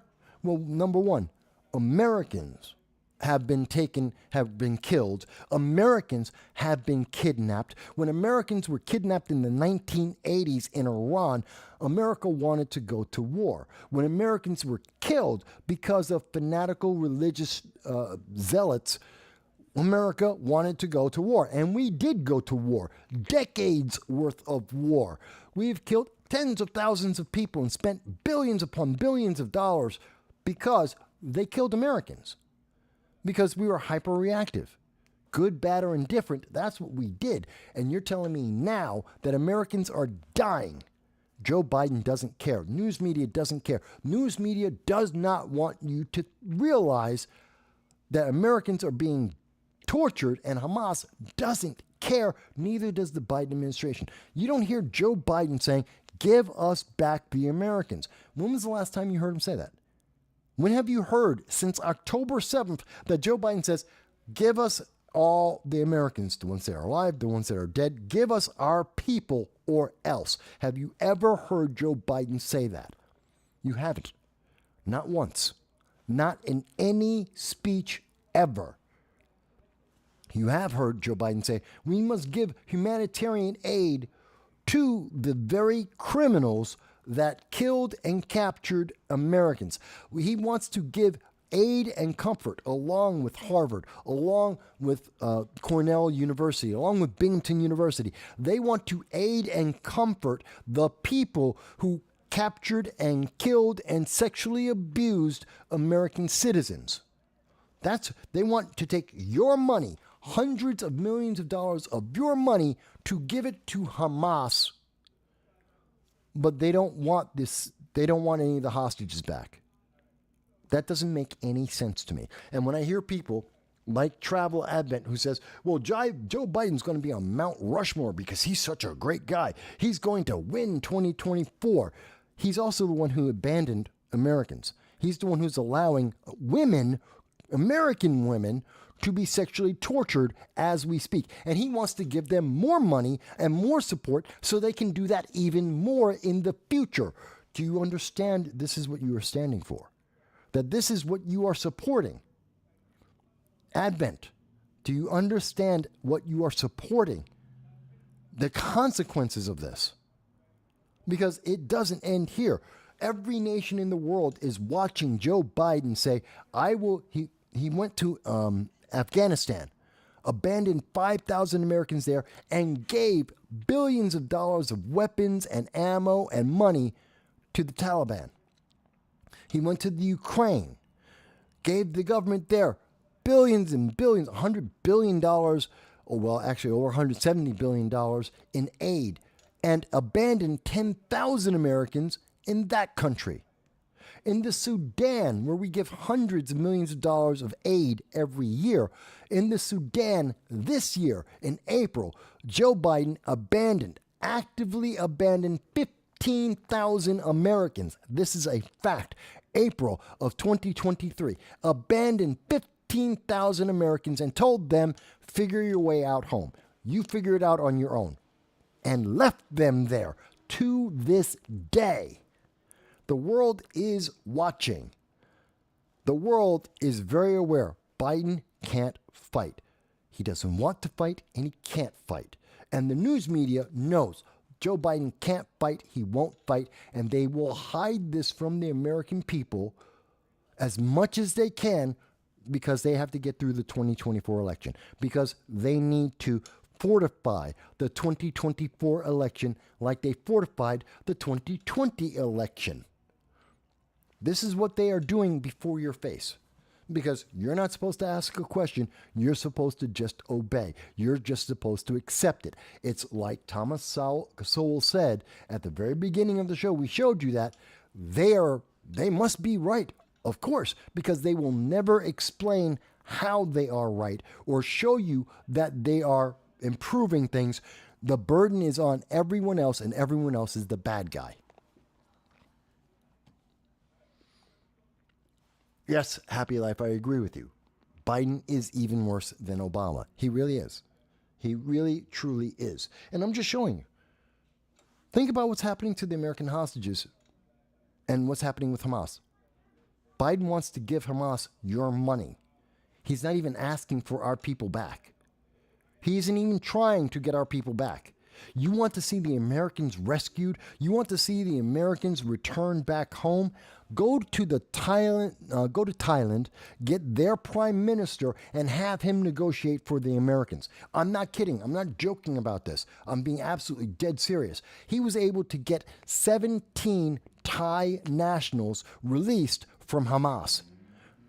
That's pretty much all the Thai nationals that we know of that were there. He got 4 more Thai nationals released from being hostages and tortured by Hamas. He got 4 more than we knew even were hostages. We didn't even know they had that many. And he got them all released. Joe Biden has failed. He is an absolute failure. He is failing in Afghanistan, Ukraine, Sudan, and in Israel, in Gaza. And he's failing every one of our allies. We're losing people. This is ridiculous, folks. This is insane. And the longer that you don't talk about this, the longer that the news media says, well, you're the bad guy for even mentioning it. No, I'm not the bad guy. I didn't abandon 30,000 Americans across the world. I'm not the one who said, figure out how you're going to get home. I'm not the one who's trying to give money to the very people who are sexually abusing Americans. I'm not that guy. Joe Biden is. So is Kamala Harris. So are the progressives.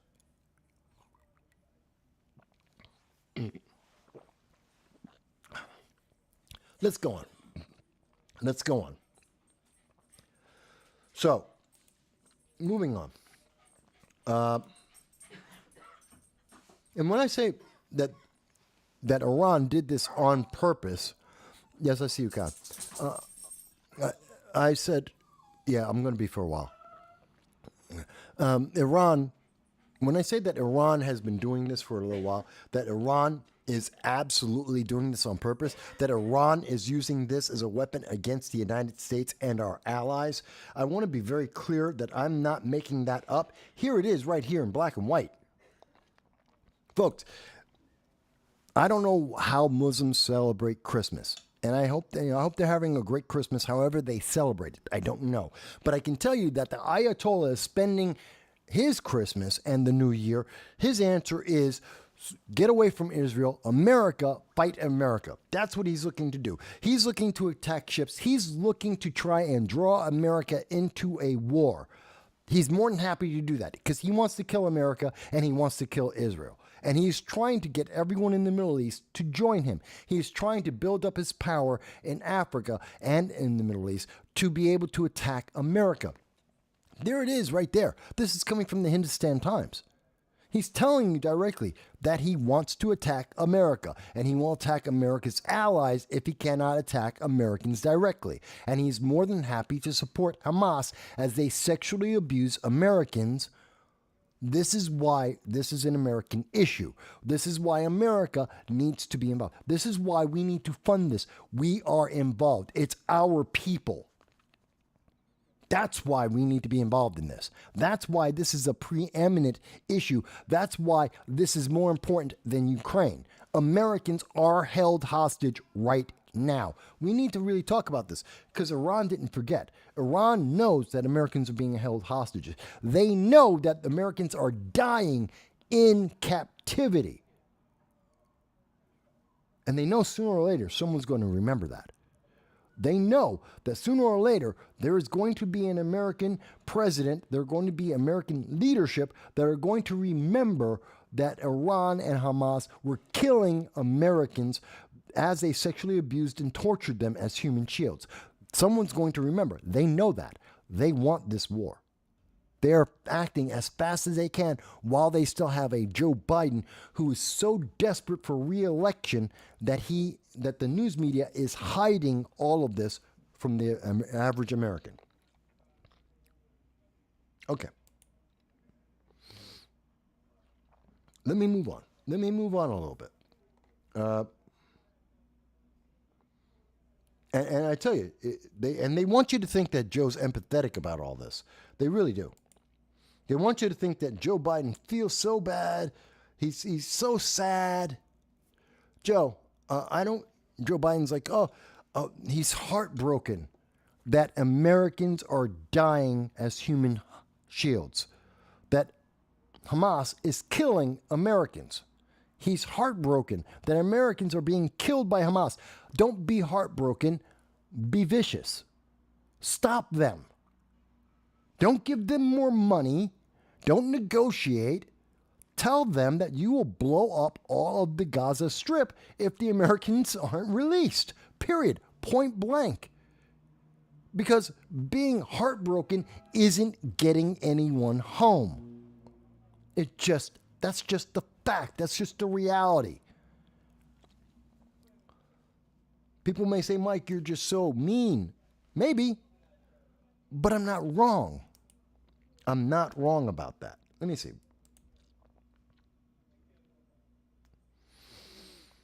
And by the way, for all those people who are saying, oh, but we're trying to help the people of Gaza, we're trying to save their lives, you're really accomplishing nothing, by the way. I hate to spoil this for people, but for all those progressives out there that think, oh, well, see, but we're trying to help, and we're humanitarian aid, we got to help feed those people. It's not reaching anyone. The news media, international news media, has pointed this out several times now. 2 weeks ago, we had video of Hamas literally taking the humanitarian aid, the food, taking it out of people's trucks after they got it from the aid workers, from the UN, and they went and they took the truck and took all of the food, all of the fuel. They took it away. Hamas took it all. Well, guess what? Most of the time, Hamas doesn't even let them get to take it away.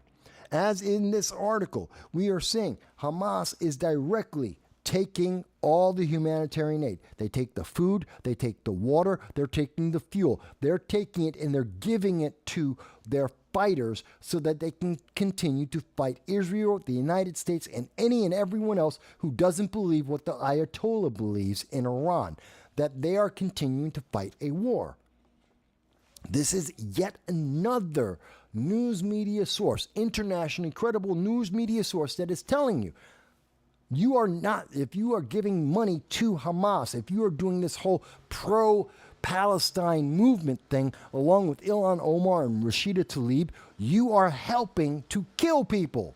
You are helping Hamas commit war because Hamas is taking everything you are giving. They're taking the money, the food, the water, the fuel, and they are using it to kill people. Pro-Palestine is pro-Hamas, is murder. You're supporting murder. There's no other way to say this. You may not like that, and the people who support Biden may not like that. I'm not asking you if you like it. Whether or not you like it is meaningless to me. I could care less. I don't care if you like it. I don't care if it makes you feel good. I want you to understand the reality because your feeling is meaningless because Hamas doesn't care how you feel when they sexually abuse you and kill you. They don't care. They don't think you're a human being. They don't care. They're going to kill you.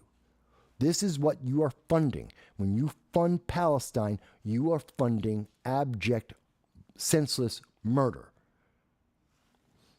And don't believe that, I'm just feeding the poor. It never gets to the poor people. The poor people aren't able. They're barely able to live on bread and water. They can barely get bread and water because Hamas takes it all.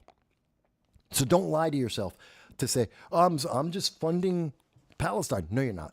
No, you're not. Not even close. It's not even a realistic lie. It's just not. You can't even lie to yourself properly about that and think that you're actually helping that. But let me go on. Because I know I've got to be pissing off a bunch of progressives by now. My God, their heads have to be spinning at this point. But that's okay. Let's see. I also wanted to, let's skip ahead. Nope. Handled that. Covered that. I was talking about illegal immigration a little bit earlier. Let me go back to that. We were talking about illegal immigration. And again, when I'm talking about the illegal immigration, it's not just in Europe that we're seeing this. It's in the United States as well. I mean, we're talking about over 100,000 people have gotten out of New York State because of how much it is falling apart. The infrastructure that has been destroyed by the illegal aliens, by taking our money and using it to put illegal aliens into 4-star hotels, is resulting in 100,000 people saying, I'm getting out of Dodge. There is no state where people left faster.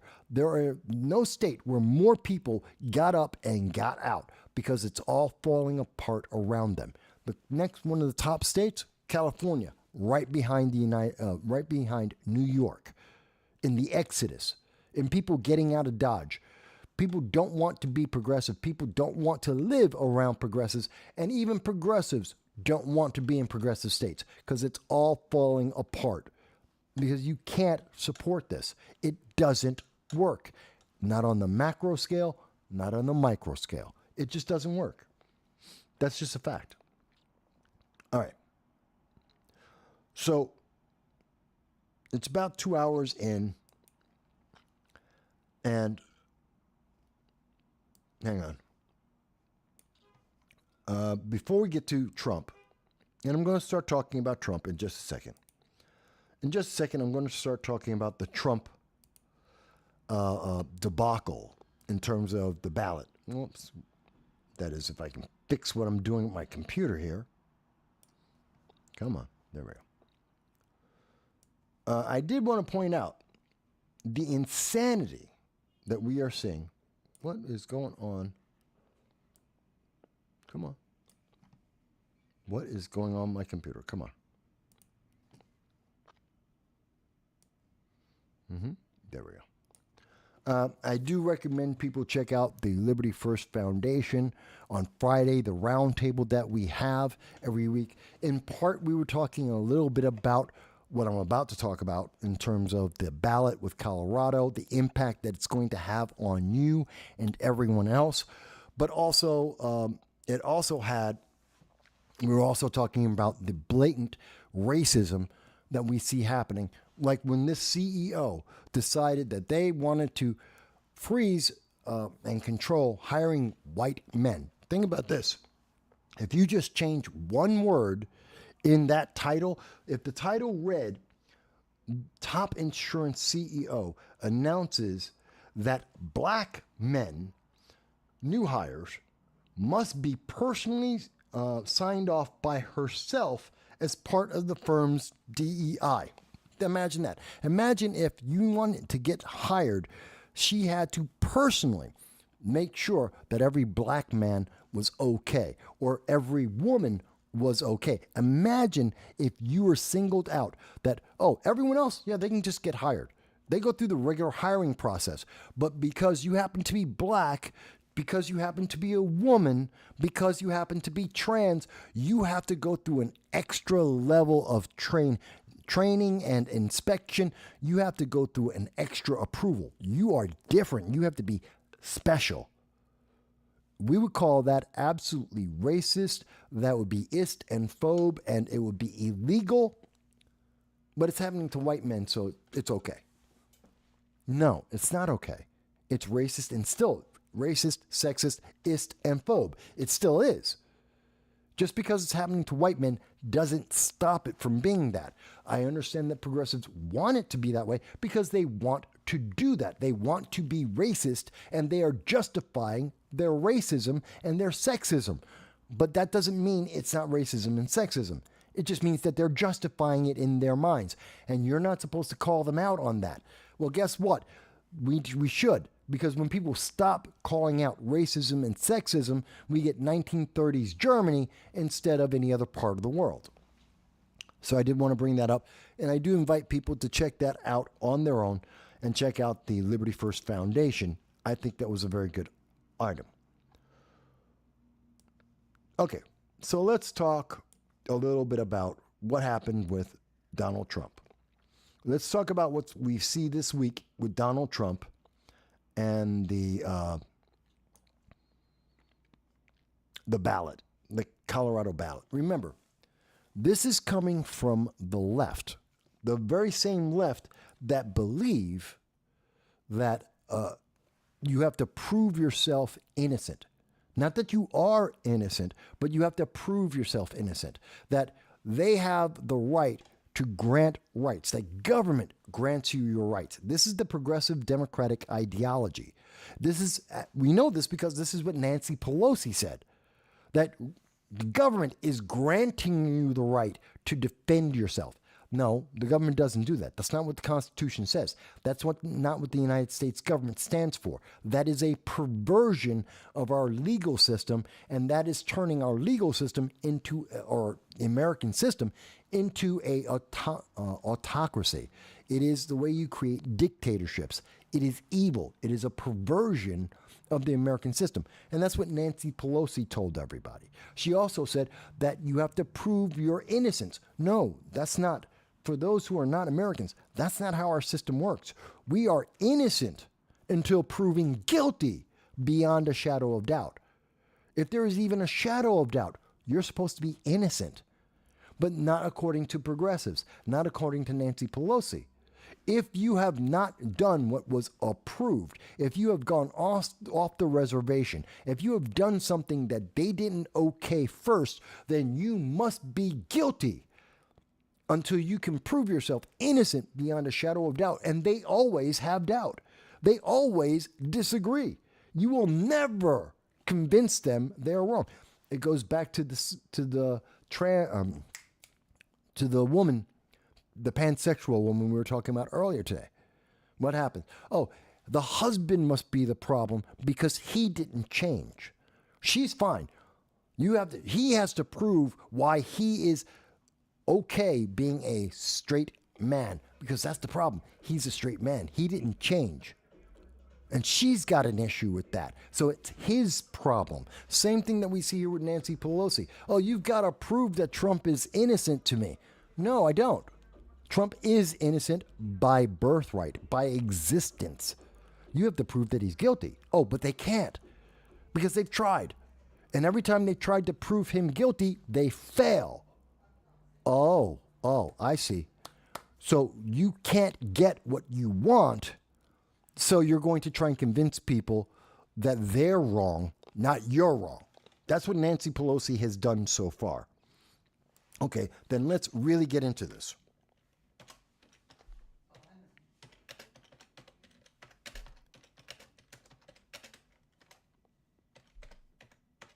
Hang on a second. Nope. I'm just typing it out here and saying, hey, let's really get into the Trump in Colorado, because I've made it clear. This is where the left stands, along with Nancy Pelosi, that they are presuming guilt and wrong. You must be evil and wrong because you disagree with them. That's their position. That's where they're starting this. They are assuming that January 6th was evil, that it was an insurrection, because they were told it is. There is no organization.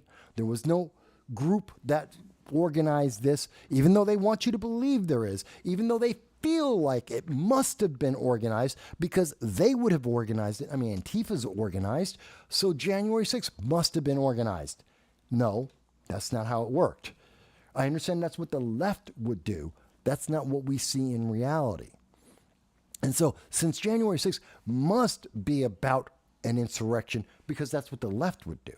And since Donald Trump is evil, I mean, orange man bad, so he has to be evil. So him speaking must be evil. Did they listen to what he said? No.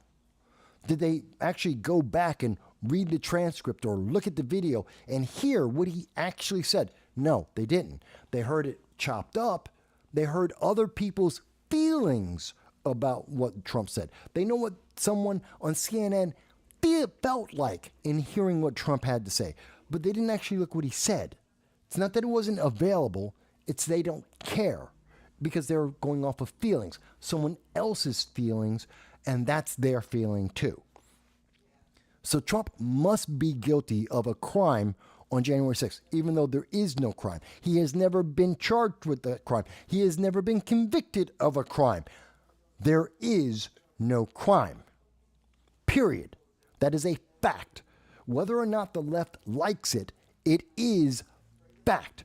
There is no insurrection for Donald Trump. He did not commit an insurrection. He did not support an insurrection.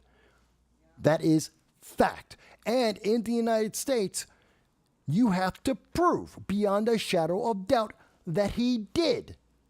Because the presumption in our legal system is that he is innocent. Period. This is the reality. This is the fact that we are supposed to start with.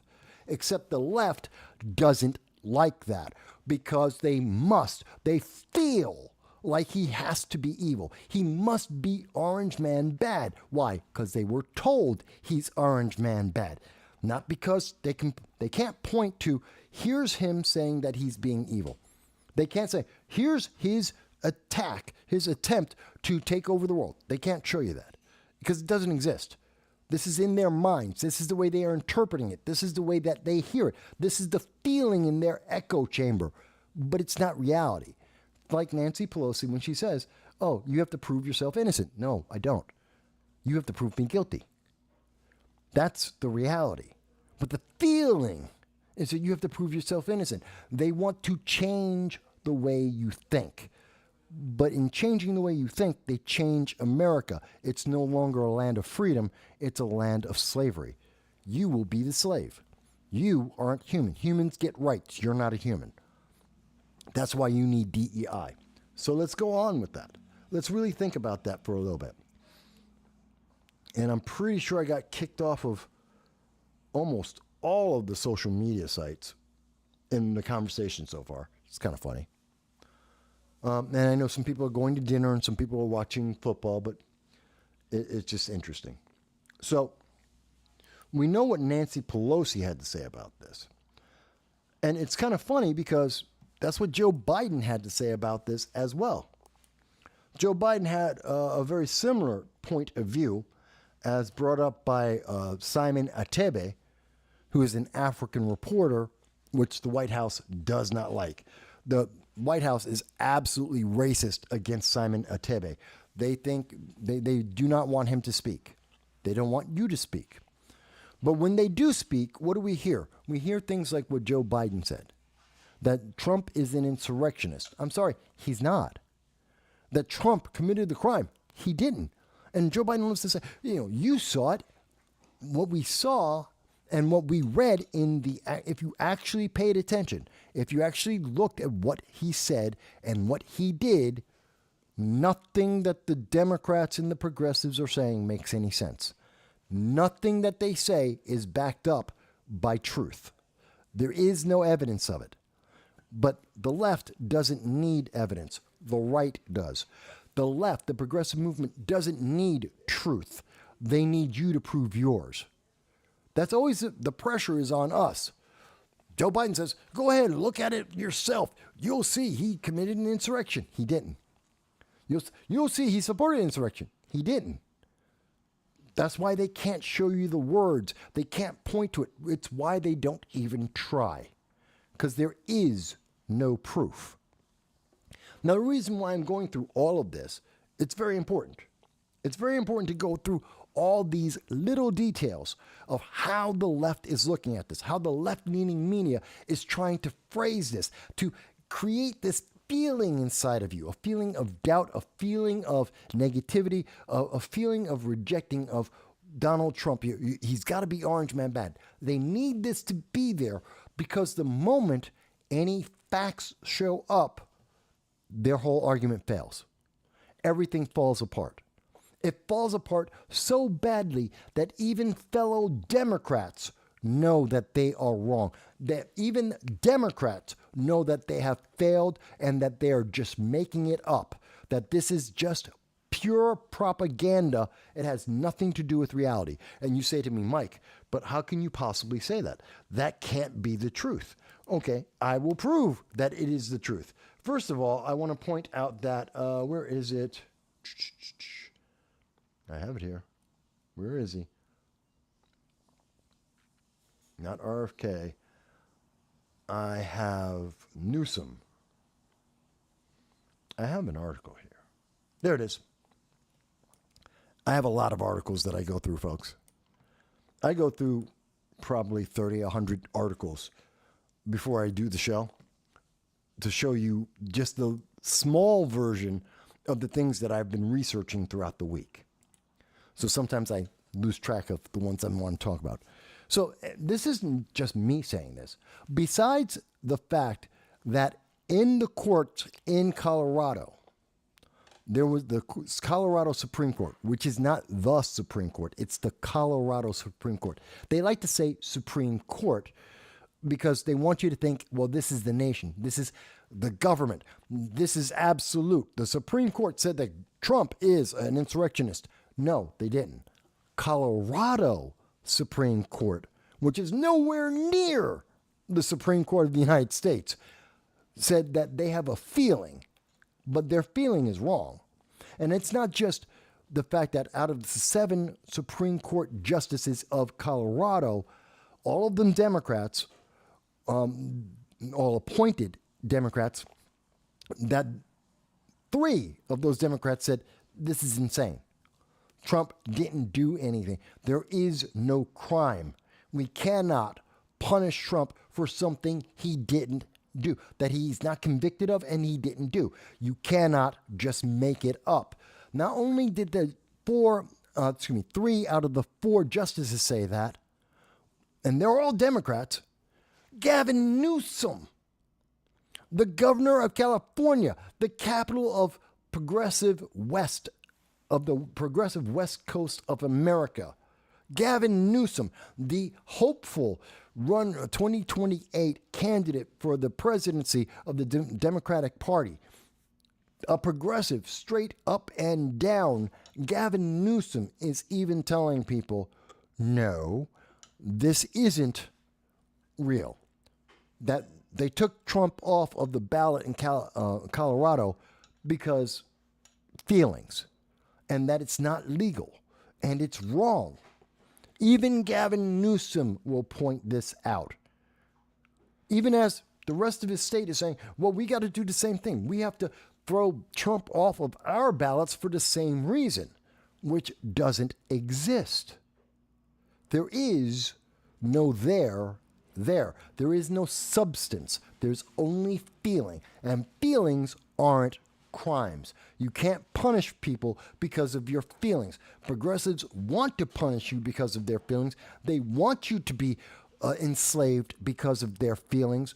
But that's not the law in the United States. That's not how it works in the United States. And even Gavin Newsom has to admit it's not the way it works. Trump isn't guilty of anything. And that's why it's so important to emphasize this. And I went over it on Friday. I have to go over it today. And it's spoken about by many sources, but it must be emphasized. There is no crime. Period. It's kind of like with red flag laws. There is no crime. We should not, in America, punish anyone when there is no crime. The definition, and I love it, the left tries to say, well, the definition, we have to make up our own definition. They keep changing definitions of meanings so they can get the answer they want. America's not in a recession. Why? Because we changed the definition of what a recession is. That was in August of 2022. Oh, we have to change the definition of what a man and a woman are. Why? Because that fits our view of transphobia, the trans movement. They had to change the definition because it didn't fit with the reality that everyone was living in, because it had to fit the feelings of the progressives and the left. And because reality doesn't match up with the insane, twisted world of the left, we have to change the definitions. Same thing that's happening here with Trump. To be clear, the lower court in this case about whether or not President Trump can be on the ballot in Colorado, the lower court said they felt that Trump made a crime. He didn't. There is no crime. He's never been convicted. He wasn't charged. There's no crime. There's no insurrection. But that judge felt like there was a crime. They felt like Trump had been part of an insurrection. Felt like it. He wasn't. There is no fact. But they felt it. And because a judge said it, well, then it must be true. Because the left believes in authority bias. If someone in authority says it's true, then it must be true. It's not true. Nancy Pelosi said that you're guilty until proven innocent. That's a lie. But Nancy Pelosi said it, so it must be true, right? No. That's a perversion of our justice system.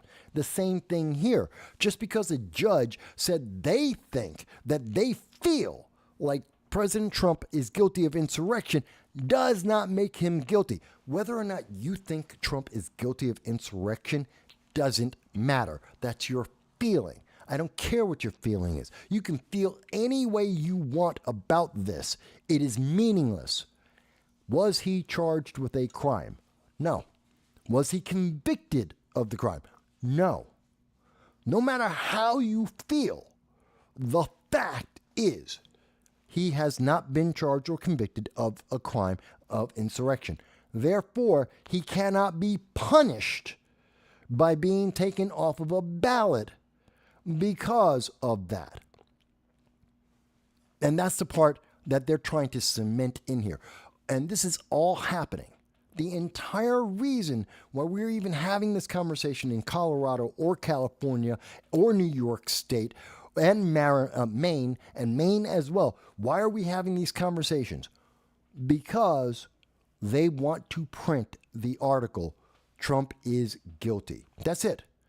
They just want Trump is bad. That's it. Orange man bad. They just want to legally say as big and as loud as they can, orange man bad, because they have TDS, because they are deranged, because they cannot stand this man on a feelings level. It has nothing to do with his record as president. It has nothing to do with his policies.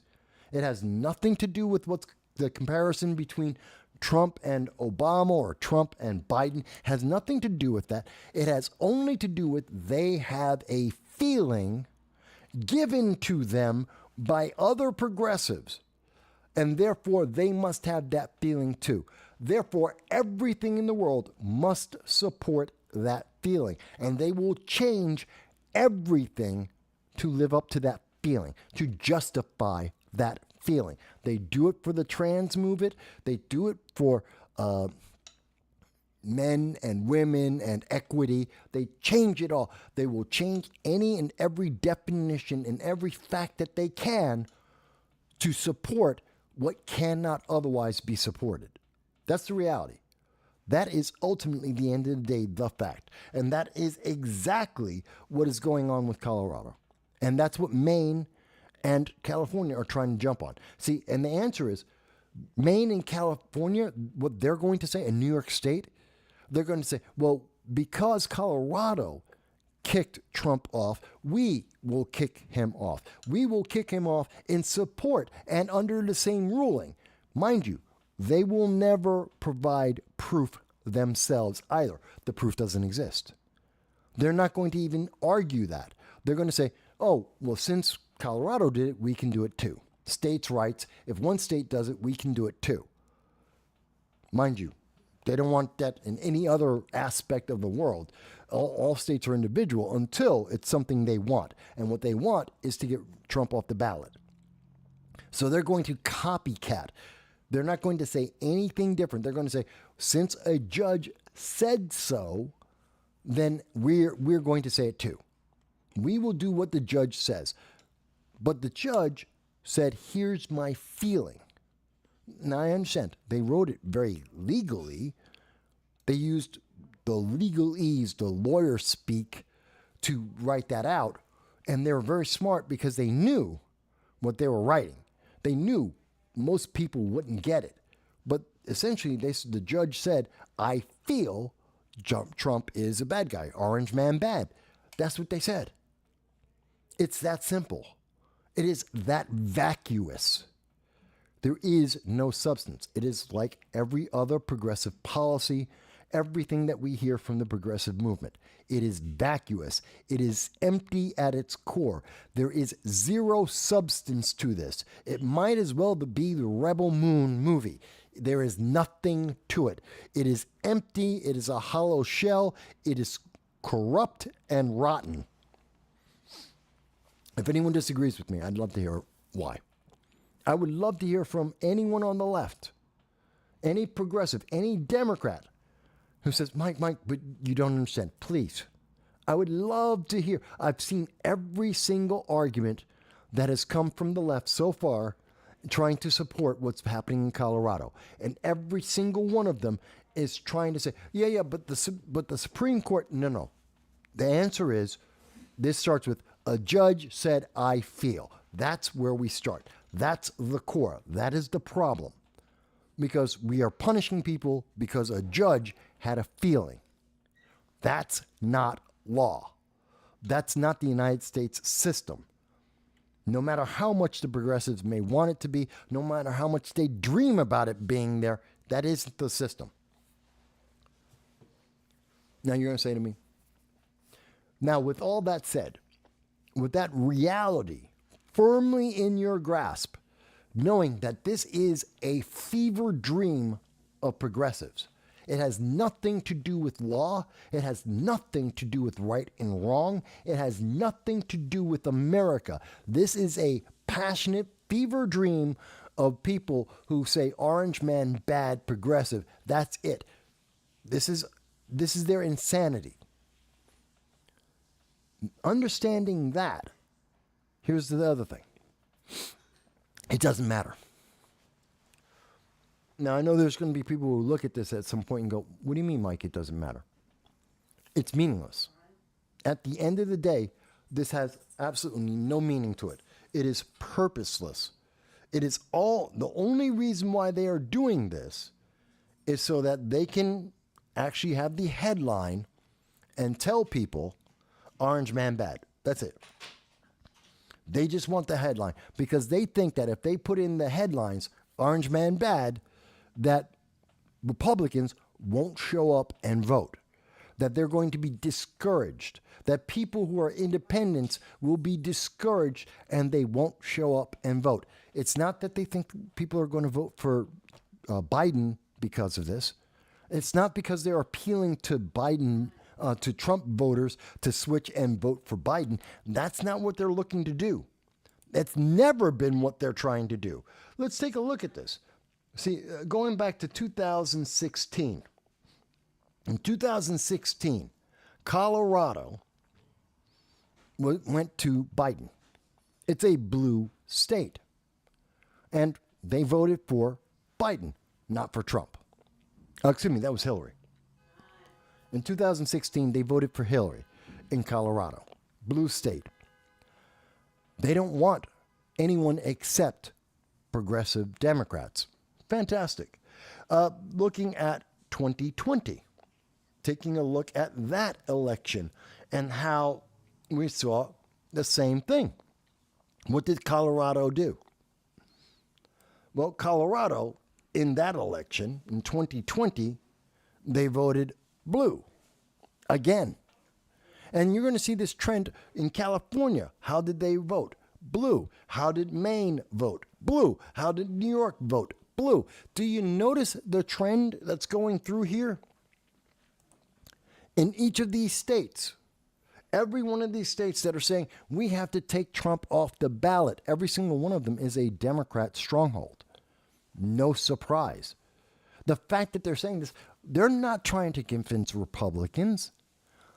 Well, correction, they're not trying to convince Republicans to vote Democrat.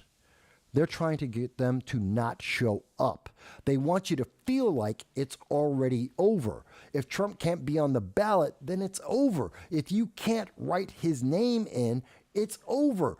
It's already done. Don't show up at all. Don't give any money. Don't make any donations. Don't show up at any rallies. Don't tell your friends that you should vote for Trump. Just give up. They want you to just give up. You're not a human. You don't have rights. Don't vote. That's what they are trying to create. That's what this whole thing is about. It's not about Biden. It's not about even really Trump. It's about voters. This is about nullifying voters to stop you from voting, to stop people who aren't in blue states from showing up. They want to discourage you. They want to demoralize you. to take away the momentum so that their guy has a chance, because there is no substance behind the Biden-Harris administration. There is no substance, no momentum. There's no desire to see him continue to move forward. 70% of Democrats have never wanted Biden to run again. They don't want Kamala Harris to be president or vice president. This is about stopping Republicans and independents from voting. That's all this is about. To demoralize people who aren't in blue states. If you took Biden off of Texas and Florida, if you took Biden out of all the red states and you took Trump out of all the blue states, you'd still have the same election. It would still turn out the same way. They're not changing those states. No.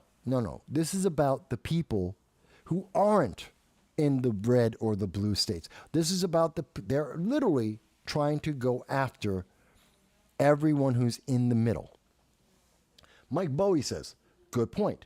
They know it isn't legal, but they get people talking about how bad Trump is, giving ammunition to the uninformed Biden supporter, and he has a family member like that. Well, not just your family member, not just the uninformed Biden voters, but the people in the middle who don't even pay attention to politics. Think about this.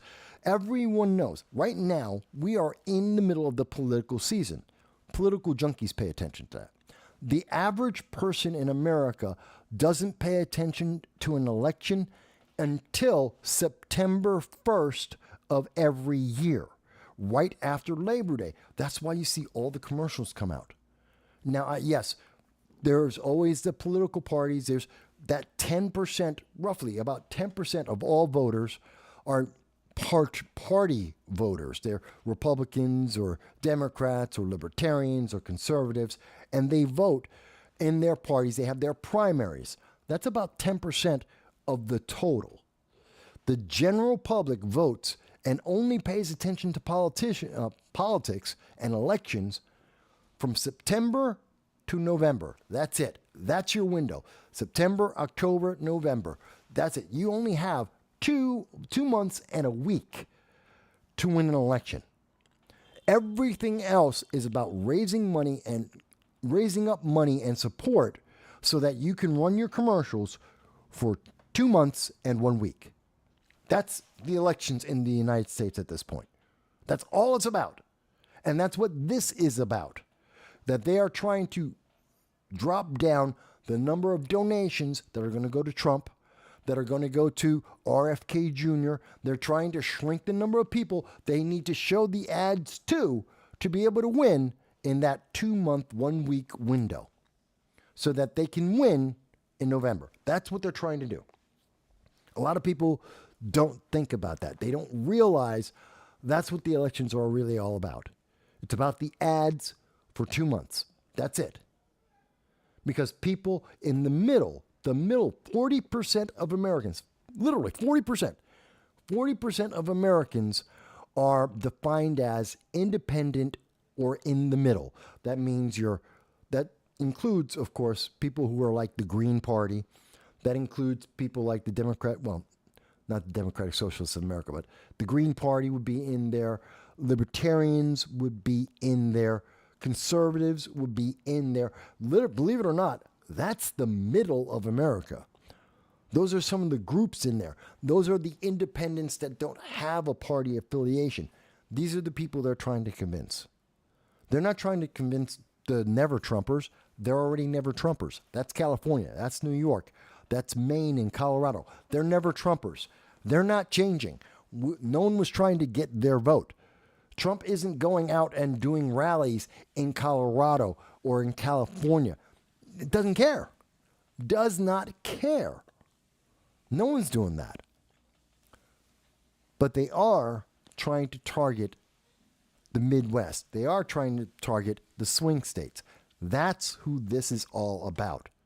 In taking candidates off the ballot, they are admitting to their own people and to people on the other side, they admit Biden can't beat Trump. We have to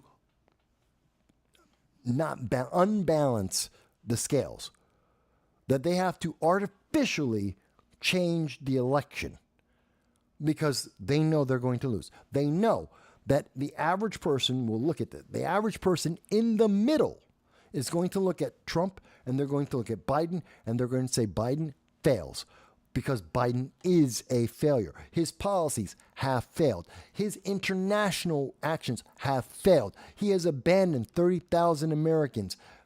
That is a failure. Americans are being tortured and killed by Hamas, and he's trying to help Hamas. That is a fail. The inflation in the United States, which is continuing to rise, is a fail. There is nothing that you can point at in any of the policies or ideas of Biden that has succeeded. And Kamala Harris is even more of a failure and even more of a screw up than what we see with Biden, which is really quite an accomplishment when you think about that. I mean, at least Biden has the fact that he's decrepit in the mind. His mind is falling apart. He has an excuse for why he's so bad. Kamala Harris is just naturally, she's just shit, which is amazing. So this isn't about the Colorado ballot. It really isn't. It has nothing to do with ballot. It has nothing to do with the California ballot. It has nothing to do with the New York or the Maine ballot. And nobody cares whether or not Donald Trump shows up on the ballot in any of those states. Mind you, there are voters. There are Republicans and conservatives, and there are libertarians, and there are people in the middle who would vote for Donald Trump in those states. That's absolutely true. I mean, Trump doesn't, Biden, even in Democratic states, even in progressive states, you see a massive amount of Republicans. Think about it. Outside of Rochester, New York City, Syracuse, you take those out, basically every other part of New York State is Republican.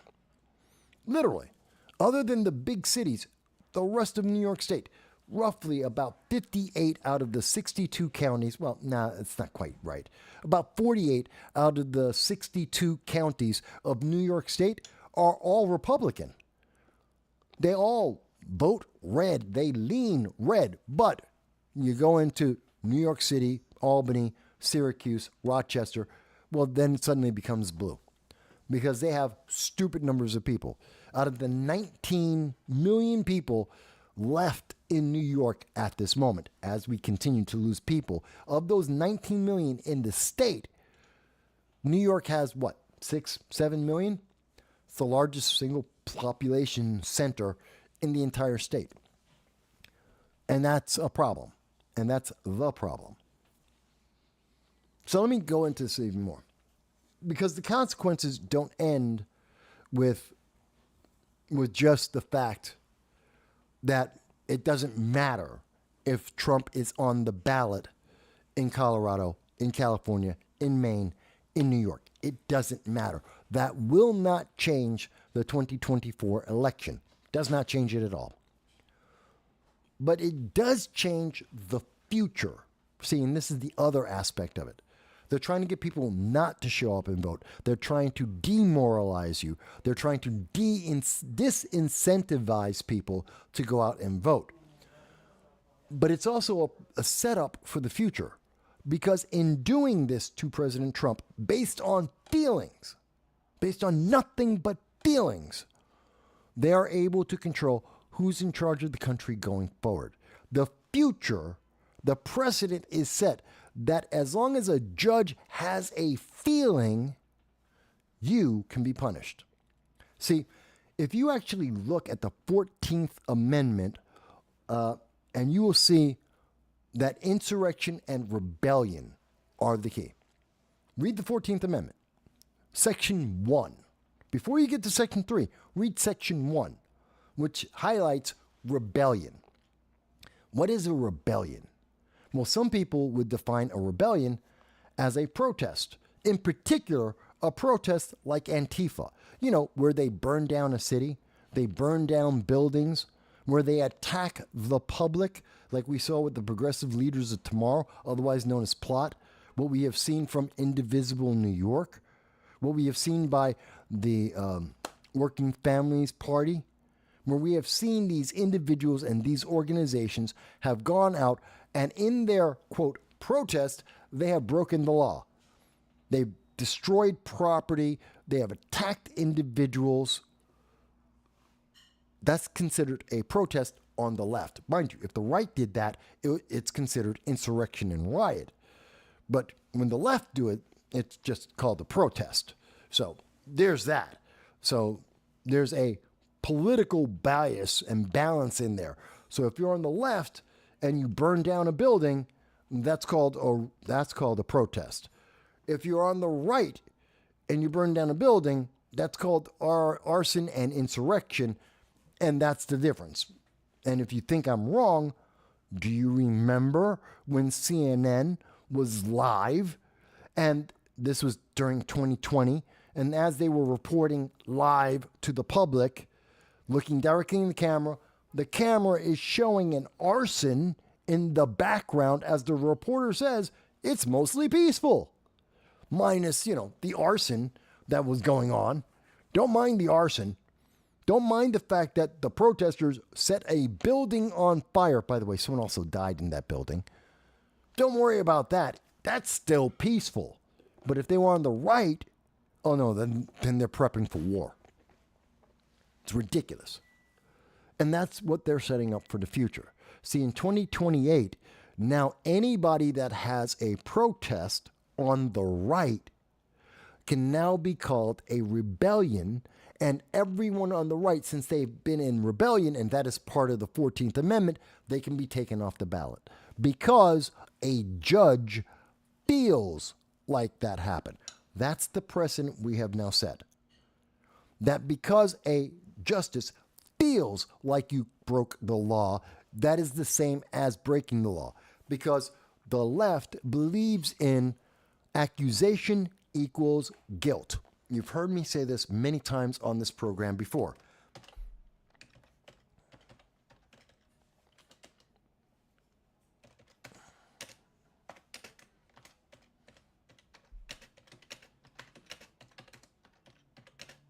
Hang on a second, folks.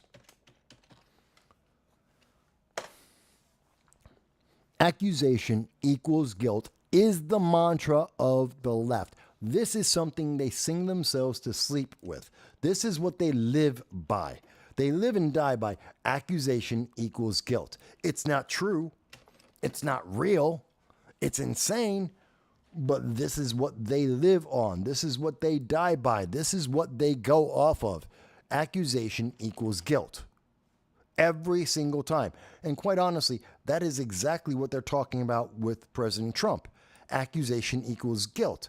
Is it true? No. Does it have anything to do with truth? No. Is it even close to the truth? No. Accusation equals guilt. Because they accuse Trump, because a judge has accused President Trump of insurrection, then he must be guilty of insurrection.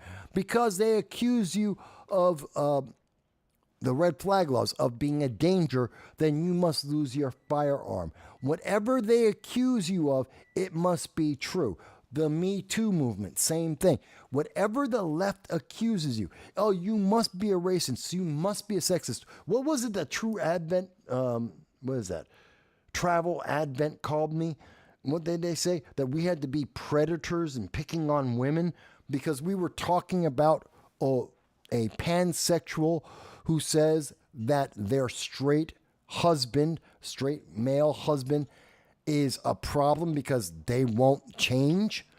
Oh, but we're picking on women, even though we're talking about what they put out. I tell you, again, it's always the same thing. Accusation equals guilt.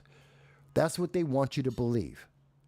But it has nothing to do with guilt. It has nothing to do with proof. It has nothing to do with the truth. What did we hear Nancy Pelosi say? You have to prove yourself innocent beyond a shadow of doubt. That is a lie. That is a perversion of the truth. That is accusation equals guilt. And you know who does accusation equals guilt? Dictatorships. dictators and organizations, people like China, Venezuela, Cuba, North Korea, the most brutal and violent and evil people in the world, love to go with accusation equals guilt. Kim Jong-un, when he goes and kills his uncles, it's because of accusation. It doesn't mean that they did anything wrong. He just accuses them of thinking about helping the people and maybe making a conversation with the left, and he kills them for that because accusation equals guilt. You are a racist and a sexist because the left feel like you must be racist and sexist. Why? Because you didn't scream up and down. You didn't have the flag on your profile on social media, whatever flag it is at the moment. You didn't have the right flag up there, or it didn't have all of the colors in it. And because you didn't swear and you didn't go and put in your different pronames or whatever, your different names, your pronouns, excuse me, you didn't put in a bunch of pronouns, and because you didn't take them seriously and do that, well, you must be racist and sexist and transphobic. You have to be. There's no proof of it. Has nothing to do with reality, but it must be. Why? Because they just accused you of it. Is there anyone on the left that would tell me that I'm wrong?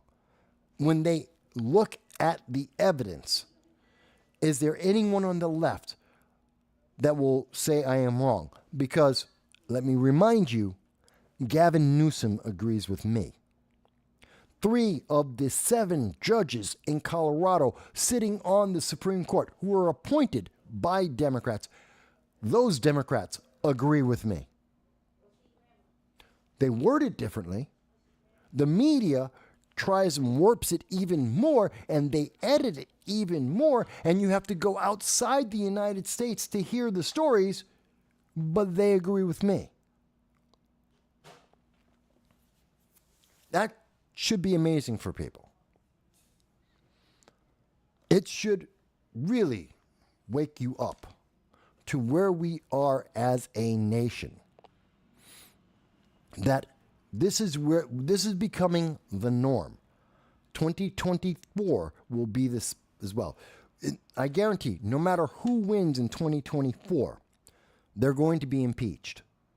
And no matter who it is who wins in 2024, they're going to be threatened with being taken off the ballot in 2028. Guaranteed. Doesn't matter who it is. You know, and what we're seeing is this is actually a benefit for RFK. RFK Jr. is taking advantage of of all of this silliness, all of this insanity. And he's focusing on 7 states. It's a fact. In fact, we have it here. I have that article. Here it is. Let me show you what I'm talking about. Because RFK, he's not a fool. He's got some people working with him. Because he doesn't need to win. Come on. There it goes. RFK he's not going to win. But RFK Jr. doesn't need to win. RFK Jr. just needs these states. 7 states. He doesn't even need all of them. He just needs enough votes so that neither Trump nor Biden can win. And as we see, state after state, if Texas is taking Biden off, if Florida's taking Biden off, if Maine and New York are taking Trump off of there, and nobody's counting the write-in votes, well, it makes it easier for RFK to get onto the ballot in these 7 states, and nobody can win. Nobody can get to 270 electoral votes. And if they can't, then RFK has a chance to win. A lot of people aren't thinking about that. RFK, his path to winning has nothing to do with beating all 50 states. You don't need to win across the nation. You don't need to campaign across the nation. You don't need it. That's where you get the money, but he doesn't need it. He needs enough money for 7 states to spend for 2.5 months. That's it. He needs enough money to push his message in 7 states for 2.5 months. 2 months and 1 week. And if he can do that, he can win enough electoral votes that he could possibly win the whole thing. Because if nobody gets to 270, then it goes from the people to the electors. And he can win that vote. He could win that negotiated vote. That has nothing to do with how many people are in New York City or how many people are in Chicago. It doesn't matter that Iowa or Idaho or Kansas are all Republican. Does not matter. It suddenly changes everything. And RFK Jr. could win. He could steal the election because Colorado is running around trying to kick Trump off because of feelings. Because California is trying to kick Trump off because of feelings. Because they're being stupid, RFK Jr. can step in and win 7. He doesn't even need all 7. He can win 4 states, 3 states, and he could win the presidency. Mark my words, this is serious. We are looking at a huge change in what we are expecting for elections going forward. The world is changing. It is insane. And it's all because accusation equals guilt. And the consequences of accusation equals guilt. Part of that is we may see a third party candidate. We may see an independent candidate, RFK Jr. We could see him win, not because he's the best candidate, not even close. It's not because he's got the most money, not even close. He may win because everyone else screwed up. Because everyone is so busy fighting about accusation equals guilt or proving that it isn't. That they're going to wind up wasting all their time and he's going to slip on in the middle. That's one thing to keep out of that. There's another thing to think about here. Something that's also unspoken. And this is about the write-in ballots. This is the other thing that's not spoken about, is write-in ballots. In the middle of all of this happening, whether or not they're going to get Trump off in all the blue states, whether Biden's going to be kicked off of all the red states, whether or not RFK Jr. is going to be able to play the long game and sneak in the middle and win by negotiation once the public's no longer involved. These are all things that are possible. But here's the thing that slipped past everyone. Nobody's talking about this. Nobody's even thinking about this. The government just said they can pick who you can vote for. The government has said you don't have a choice in who you vote for. Now, I want that to sink in. The government said you don't have a choice. Nobody in the news media is talking about this. Nobody in the news media wants to talk about this. They don't want you to think about this. This isn't very important. It is critical to the United States moving forward with progressives in there that you cannot think about this. The government just said you are not a human being. I know there are going to be people who are looking at me. They're going to say, Mike, you're out of your mind. Mike, you're out of your mind. What do you mean the government just said that? How did the government say that? That's crazy. No, it's not. The government said they get to pick who you get to write in. See, when Colorado kicked Trump off, they didn't just kick him off the ballot. They also kicked him off of write-ins. They said you cannot write in. And in fact, they cited a piece of legislation, which has never been tested, as far as I can tell, in Colorado that says that you must be qualified. The state of Colorado has to see you as a qualified candidate to be a write-in. Now that's very important. Who gets to make that qualification? Who gets to say you're a qualified candidate? Because up until, I think about the 1970s, I could write in anyone I wanted to. You could write in, and that's why we have millions of people who write in Daffy Duck. Now everyone throws that out because it's Daffy Duck. That's a cartoon character. They throw out Mickey Mouse because that's a cartoon character. Here's the thing. Those votes count. Mickey Mouse, Donald Duck, they could win. legitimately. They could win an election. Those are valid votes. That is a statement saying all of the above suck. Instead of saying all the above suck, I think no one is doing a good job. People write in Mickey Mouse or Donald Duck. But it's a political statement. And if that number gets above, usually it's about 1 to 2% on a national election for the presidency. If we get over 1 to 2% of people generally who are voting in and saying Mickey Mouse, Donald Duck, then all the politicians recognize and say, we're getting too far away from what the average American citizen cares about. We're dealing with issues they don't care about. They pay attention to that because your vote still counts. It still has an impact. That's 2 or 3% of the population they're never going to raise money from. That's 2 or 3% of the population that are going to complain, that are going to be a thorn in their side in terms of maintaining power. That's a 1-2% of the population who can talk to all of their friends and their neighbors to guarantee you don't get reelected, to make sure that there is someone always trying to take them down, to take away their power. Write-in ballots are critical. It is your voice. It is you. Your vote is your voice. You always have the right to write in a name. I know the ballots, they make them seem like, oh, there's nowhere for me to write in. You can always write in someone's name in every ballot, in every election you have ever had. And the government has zero right to stop you. You are not required to vote Republican or Democrat or Libertarian or whatever your party line is. You have absolutely no obligation to do that. There is no restriction.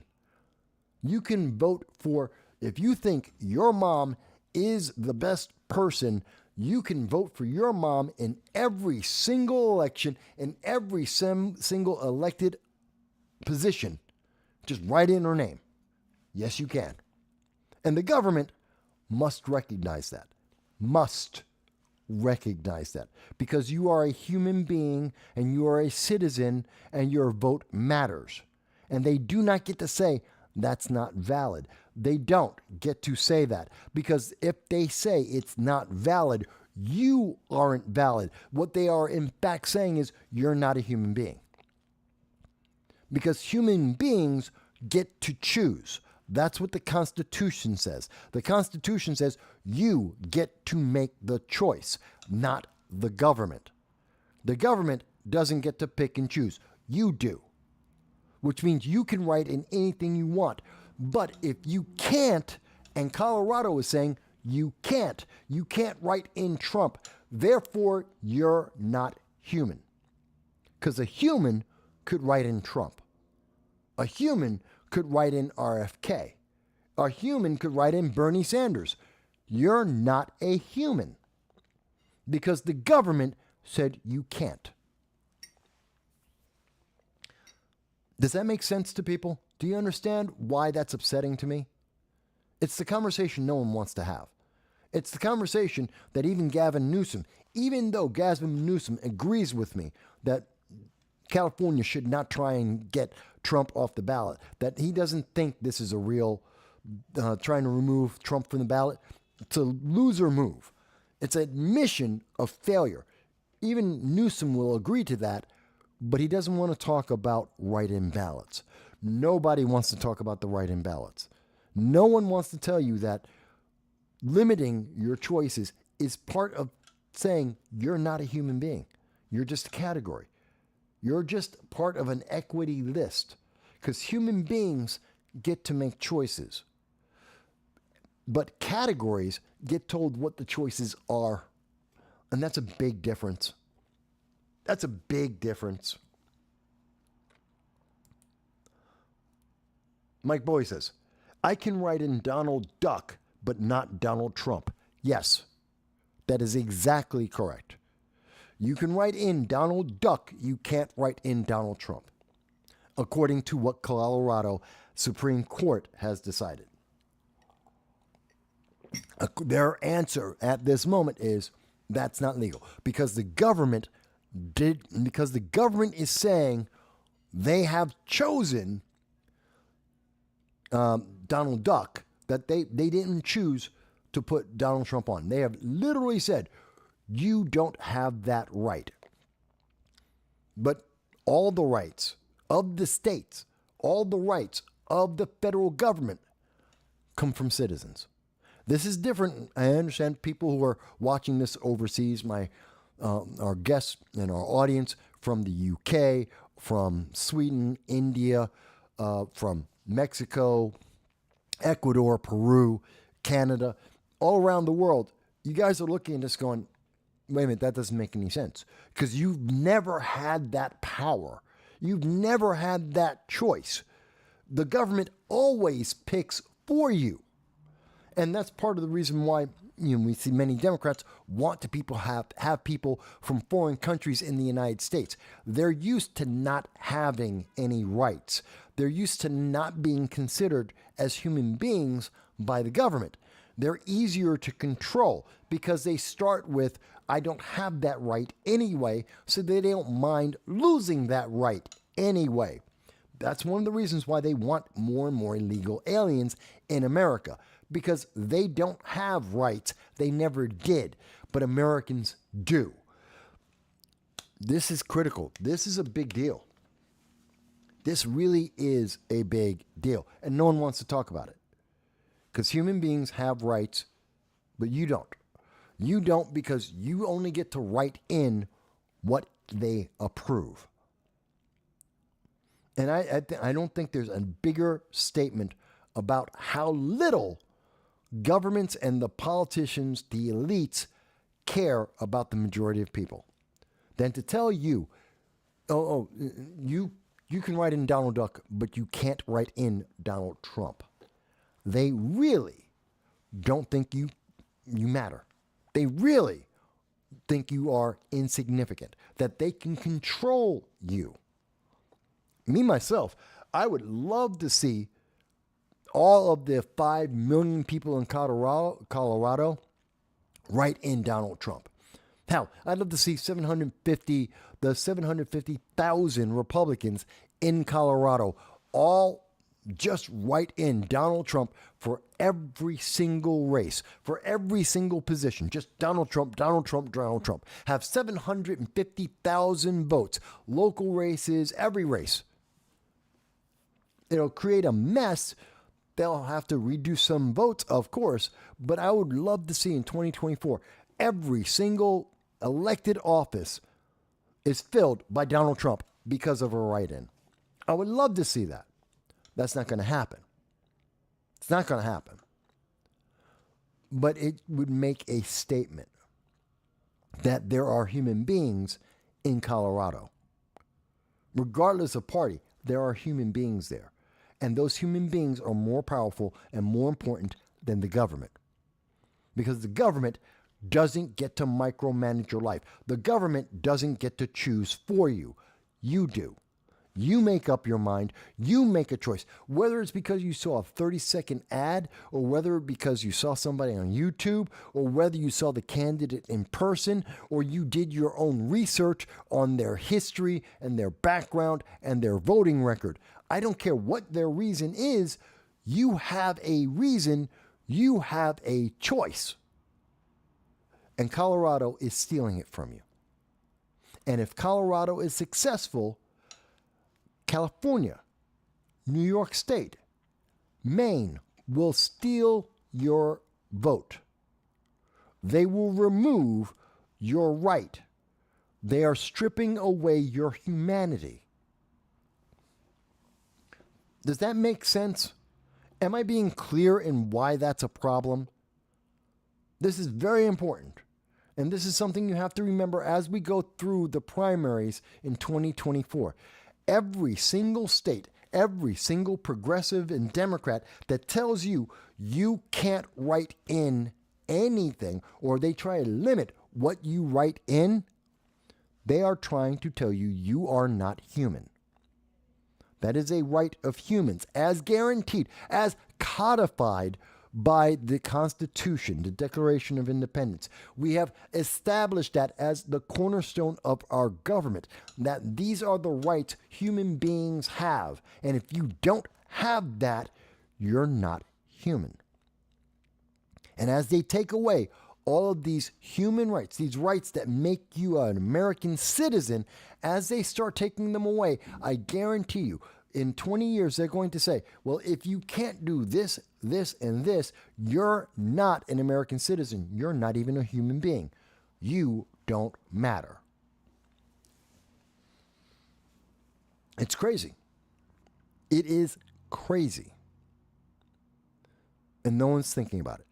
Nobody is thinking about this. No one is talking about this. No one's having this conversation. Now, if someone thinks that I am wrong, I am always, as always, please tell me, send me a message and say, Mike, you're wrong because you would still be able to write in Donald Trump. Please show me. I know what you should be. Show me how Colorado's showing. Tell me, Colorado still thinks you're a human being, even though they can control what you think, what you say, what you do. Who's in charge? If they can control what you say, what you do, are you in control or are they? Who's really in control? If they get to approve what you get to do, they have to pre-approve it before you can do it. Who's in charge? You or the state of Colorado? This is why people should be upset. Mike Bowie says they have to do something because they know they are losing. I know they're losing. You know they are losing. Every poll is saying that they are losing. Democrats have made it clear for years that they're going to lose if they have Biden and Kamala Harris. We've known this. This isn't about that. They don't care. This is about who gets to be in charge. This is about power. At the end of the day, this conversation is about power. It's about who gets to be in charge. And the answer in every single scenario is not the American people. It is not the American citizens. It is some form of government above the American citizens.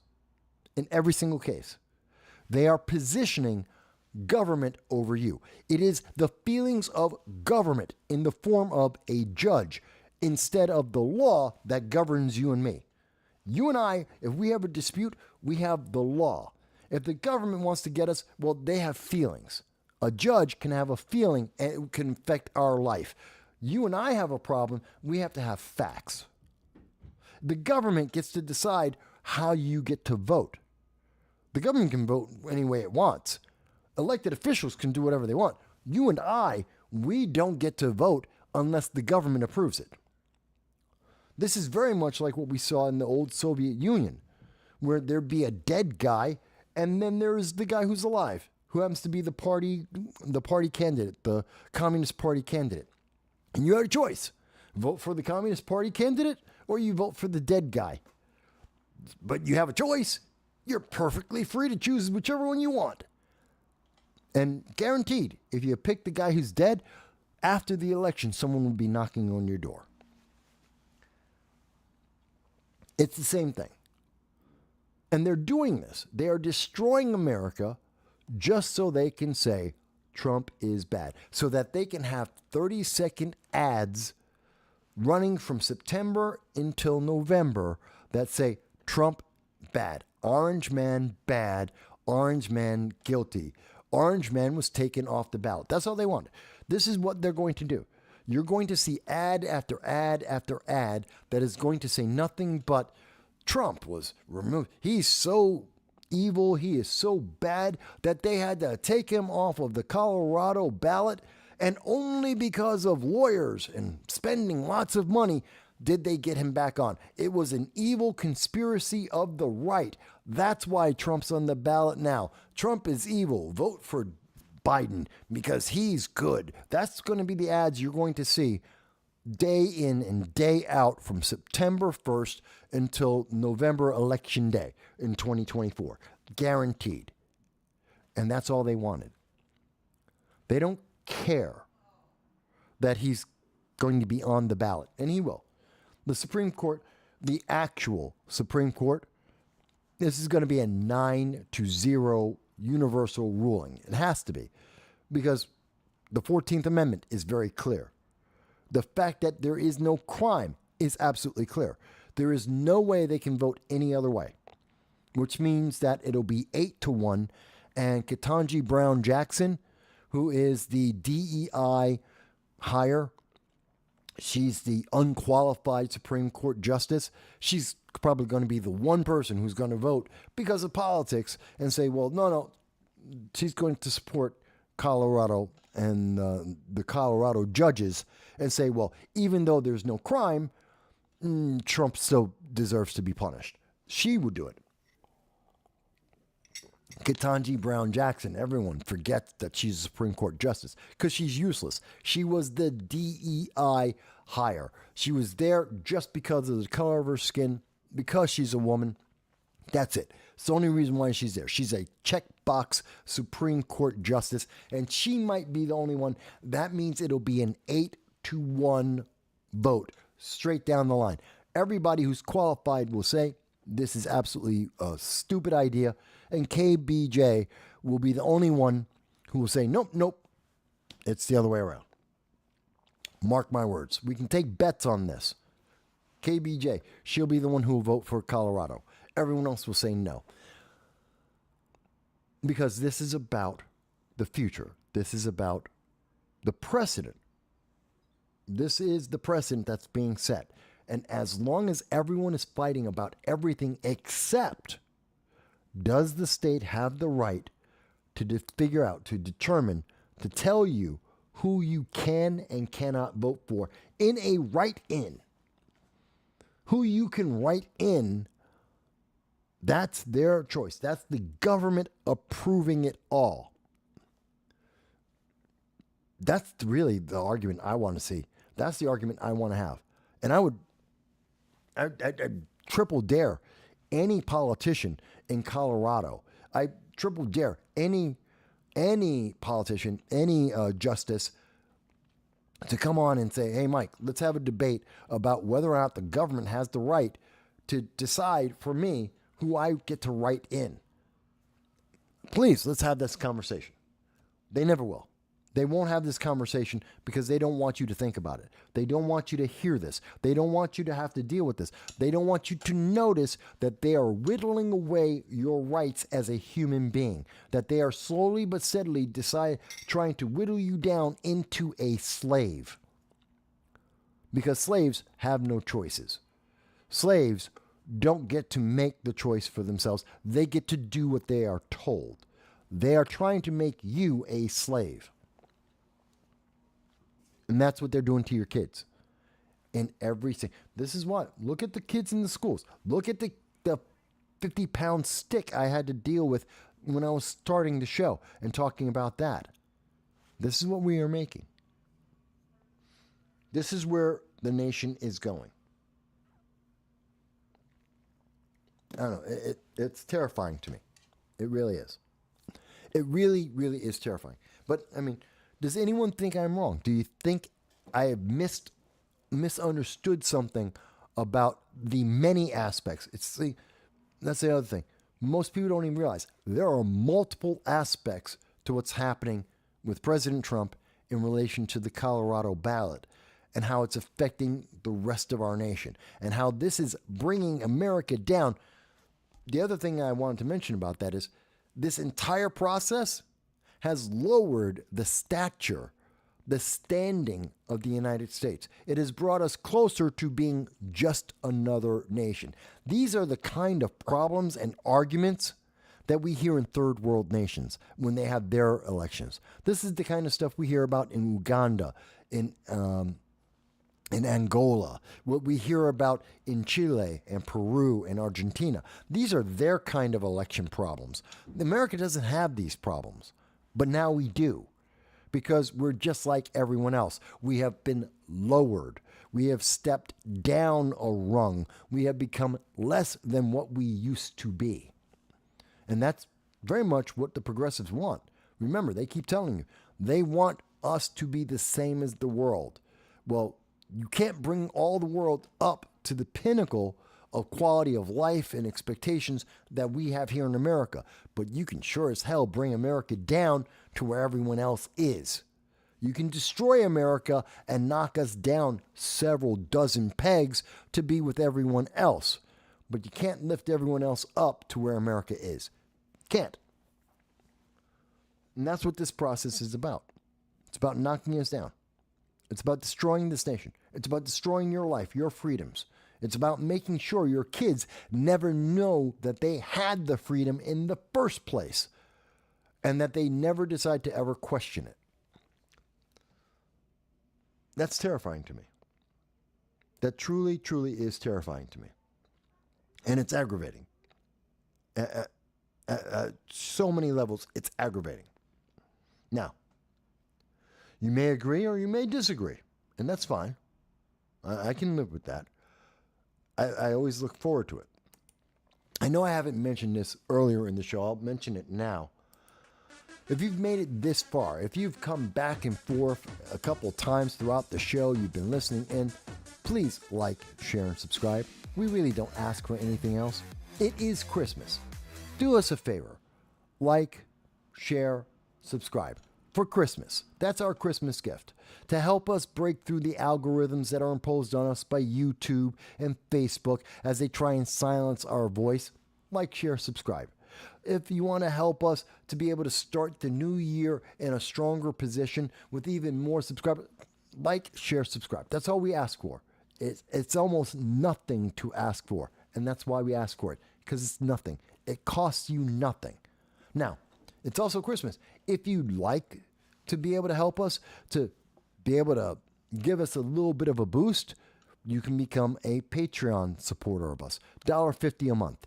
You know, again, cheaper than going to see the Marvels, more exciting and more fun, cheaper than trying to watch Aquaman 2, less money, more fun.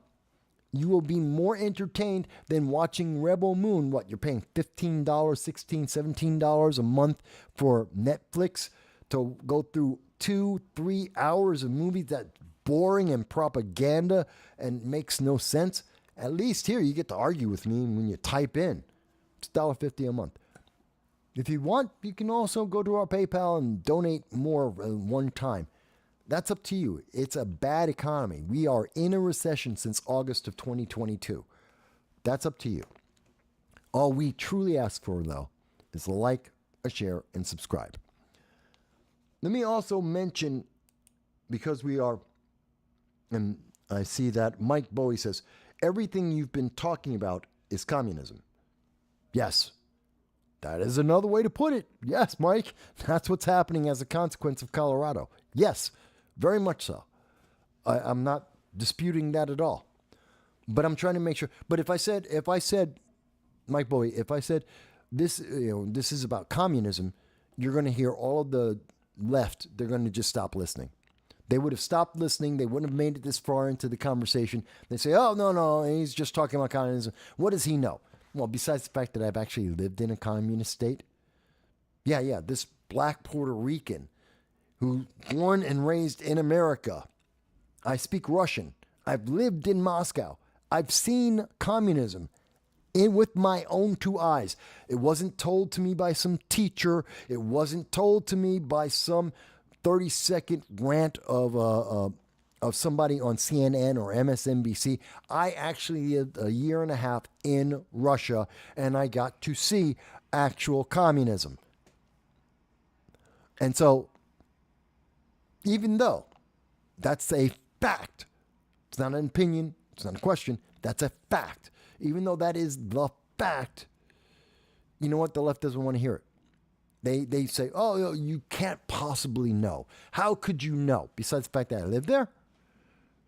Because besides the fact that I lived through it, oh, how could you know? And that's why I don't bring that up. But that's what it winds up being. But again, this is for everyone to, yes. Now, there is one other thing I wanted to mention going forward that I think is important. Besides the fact that we're losing our freedoms, besides the many ways that we are losing our freedoms and we are being dehumanized by the progressive movement which wants to strip you of all humanity and rights as a citizen. Besides that, let's also focus on something very important. There is going to continue to be a food shortage in 2024. We've been talking about it every year and continuously since 2022. We have seen the world has been in a food shortage since 2022. 2024 will continue that. At the soonest, the very soonest that the world can hope to be out of this shortage of food is 2025. That's a long time off. Next year, there will be somewhere between 30 to 40% less food in the world than there was in 2019. Nobody else is telling you about this. Nobody else is warning you about this. No one else cares about this for you. We do. And I am going to tell you, don't panic. That is not something to panic about. And I will confirm how I know this. But don't panic, because the answer is really simple.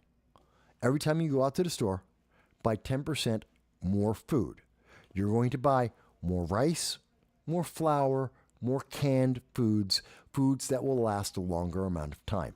That's it. That's your answer. That will get you through 2024. It will save you money.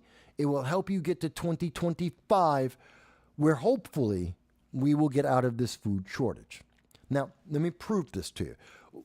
In 2022, when we saw that Russia invaded Ukraine, they did so to take the wheat, the corn, the uranium, and the strategic position that the Ukraine had. Because the Ukraine has been the breadbox of Western Europe since forever, since we could speak, since human beings could exist on the face of the earth. That's just a breadbox for us. And so they went in and they took it over because of the food and the uranium and the strategic positioning of it. What happened is, as soon as they came in, well, that stopped the farmers from being able to farm, from being able to plant their crops, from being able to reap the sow the crops, to bring in the same amount of food, or to even plant the same amount of food. They have reduced that. So from 2022 going into 2023, we had 30% less food in the world. That is a fact. It's not an opinion. It's not a guess. That is a fact. We had 30% less food in the world because there's a war. That war is still going on. There's less fertilizer in the world. They're planting less crops. In fact, many of the farmers in the Ukraine are growing a quicker, faster crop that is not food, so that they can turn around and sell it, because they'll make more money and it takes less work and it's easier to do, because they're being shot at, because there is a war going on and they can't be out with the crops all day, all night. There is a war going on. So there's going to be less food in 2024 than there was in 2023. That target, according to most experts, is around 40% less food in 2024 than in 2019. Now, does that mean you panic? No. This is why you are seeing, even today, some 15% of all the store shelves are empty. That when you look for this item or that item, sometime it's always gone. These food items they're just not in the stores anymore. It's because there's just not enough food in the world. We are seeing riots throughout Africa, throughout South America. There are riots in countries around the world because people are starving. You may not notice it because most of my audience lives in a first or second world nation. You're in Spain, you're in the United Kingdom, you're in Canada, hell, even Mexico. You aren't noticing it as much. There's less food, less choices available for you, but there is still some. It still exists. You're going to see in 2024, there's going to be less choices, and it's going to be more expensive. Yeah, inflation is going to continue to go higher. I don't care what your leaders are talking about. We already hear from in England that they're afraid that England is going to continue to be in a recession, that inflation is going to continue to go higher. I know you heard from CNBC, you saw the left-leaning news media, and they said, no, but there's going to be a soft landing. The United States is recovering. They didn't even tell you that we were in a recession to recover from. Are you telling me you want to trust them? The same people who didn't want to tell you were in a recession are telling you that everything's resolving itself early and easily. Really? They didn't tell you were in the problem. Now they're telling you, well, the problem's over. Maybe you should have told me I was in the problem. I could have maybe taken some precautions. No. They got it wrong both sides. They literally changed the definition of the words recession, the meaning of recession in 2022, August of 2022, so they could prevent anyone saying that Joe Biden caused a recession. They changed the definition. And that's why they're not talking about the food crisis, because this is food inflation, and it's going to affect you. If you have been listening to me, and mind you, I hope I'm wrong. I hope someone can prove me wrong. I hope that there is a bumper crop of food and there is an abundance of food for everyone in the world. It's not going to happen, but I'd like to see that happen. But what is going to happen, and this is what has been happening to my audience who've been listening to me since February of 2022. Everybody who's been listening, they've been going out, they're buying just 10% more food. And if you look at the way the price of food has increased every single month, they have saved a ton of money. They have been able to feed their family. They have been able to make donations to the homeless. They have been able to feed others and save money doing it. You can too. 10% more food. That's it. That's all I'm telling you. 10% more food and you will get through this. Or you can listen to the government as they tell you that everything's okay. Food costs more. You'll be hungry, but don't worry. They said it's all going to be okay. So I guess it'll be all right. If you trust them. If they have ever gotten anything right before, which they haven't. All right. So we've talked a little bit about, well, we've talked about a lot of things. We've talked about Colorado. We've talked about the food crisis. We've talked about some of the elected officials. Oh, I know I didn't mention. Wanted to talk about Nikki Haley. Latest news, by the way, since we've been talking mostly about an election this year, is the latest news that's out is that Nikki Haley is beating Ron DeSantis in the polls. No, where is it? There it is. Nikki Haley is beating Ron DeSantis in the polls. She's been getting 11. She's tied Ron DeSantis at 11%. 11%. She's tied neck and neck with him in 2 polls. Actually, 3 polls. They mentioned 1. They only mentioned the Quinnipiac poll. They only mentioned the Quinnipiac poll as if it only happened once in the history of mankind that Nikki Haley is running neck and neck with Ron DeSantis. That's a lie. That's a big, bald, absolutely, that's a lie. That's misrepresenting the truth.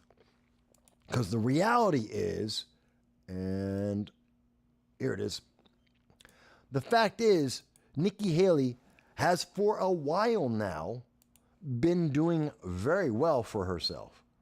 She has tied at least 3 of the races have been tied with Ron DeSantis.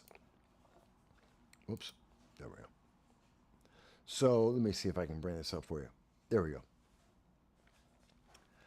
Now I know you got all the stuff in the way, but what you will see is there are at least 3 different times, 3 different polls within the last month where Nikki Haley has been either tied with Ron DeSantis or has beat Ron DeSantis. In fact, there's at least 2 races where she's beating Ron DeSantis.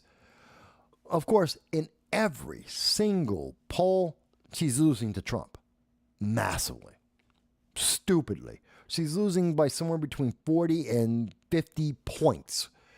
Okay? There's no race. There's no race between Nikki Haley and Donald Trump. But people are trying to use that and say, well, Nikki Haley, she's doing so well.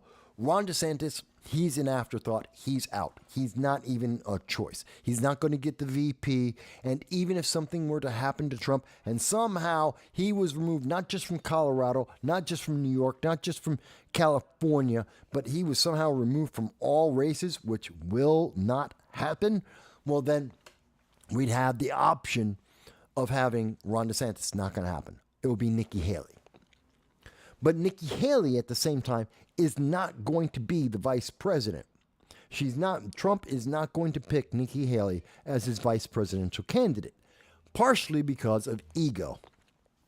Hey, I don't know anyone who's in politics that doesn't have a big ego. And Trump has an ego at least as big as every other politician I've ever met. And if you think that Trump has a big ego, talk to Chuck Schumer. Talk to Nancy Pelosi. We're talking about enormous egos for people who aren't billionaires. But that's another thing altogether. So what you're going to see is, because of the clash, the things that Nikki Haley has said to try and claw away at Ron DeSantis to build herself up, the fact that she does have a foreign policy, she's the second best candidate in either party, Democrats or Republicans, second best person for foreign policy, which is so critical as we get closer to the 3 regional wars. Nikki Haley is that person. But she is like oil and water with Trump at this point. If Trump is looking to get a woman on the ballot, he will pick Carrie Lake. If he is looking to get someone who is black, a black man on the ballot, which is a possibility to shore up that black vote that is falling away from Democrats, he is probably going to go with Senator Tim Scott, although he might, and I've seen some people say, he would go back to Ben Carson. I could see any of those 3, Ben Carson, Tim Scott, Carrie Lake, any of them could be the vice presidential pick. They provide President Trump with a balance in terms of women, in terms of black voters. It gives him something extra that he doesn't already have. Nikki Haley, while she could provide that, being a woman and being very good at foreign policy, she also pissed off Trump. And we cannot leave out the fact that ego is a factor. Being able to agree with and be able to work with Trump is a big factor. He already went through the headache of having Mike Pence. He's not going to do that again. So Nikki Haley, who's a very establishment kind of candidate, she's very deeply entrenched with the establishment. I don't see that working. So neither Ron DeSantis nor Nikki Haley, no matter how well they do in second place, are not going to become the Republican candidates, nor are they going to become vice presidents.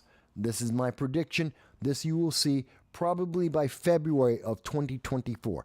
Trump will announce his vice president probably middle to end of February of 2024, and it's not going to be either of those 2. You're going to see Ron DeSantis lose in Iowa. You're going to see him lose in New Hampshire. You're going to see him drop out of the race probably March and April. Nikki Haley will do probably better than Ron DeSantis in New Hampshire, not in Iowa. I think they maybe tie.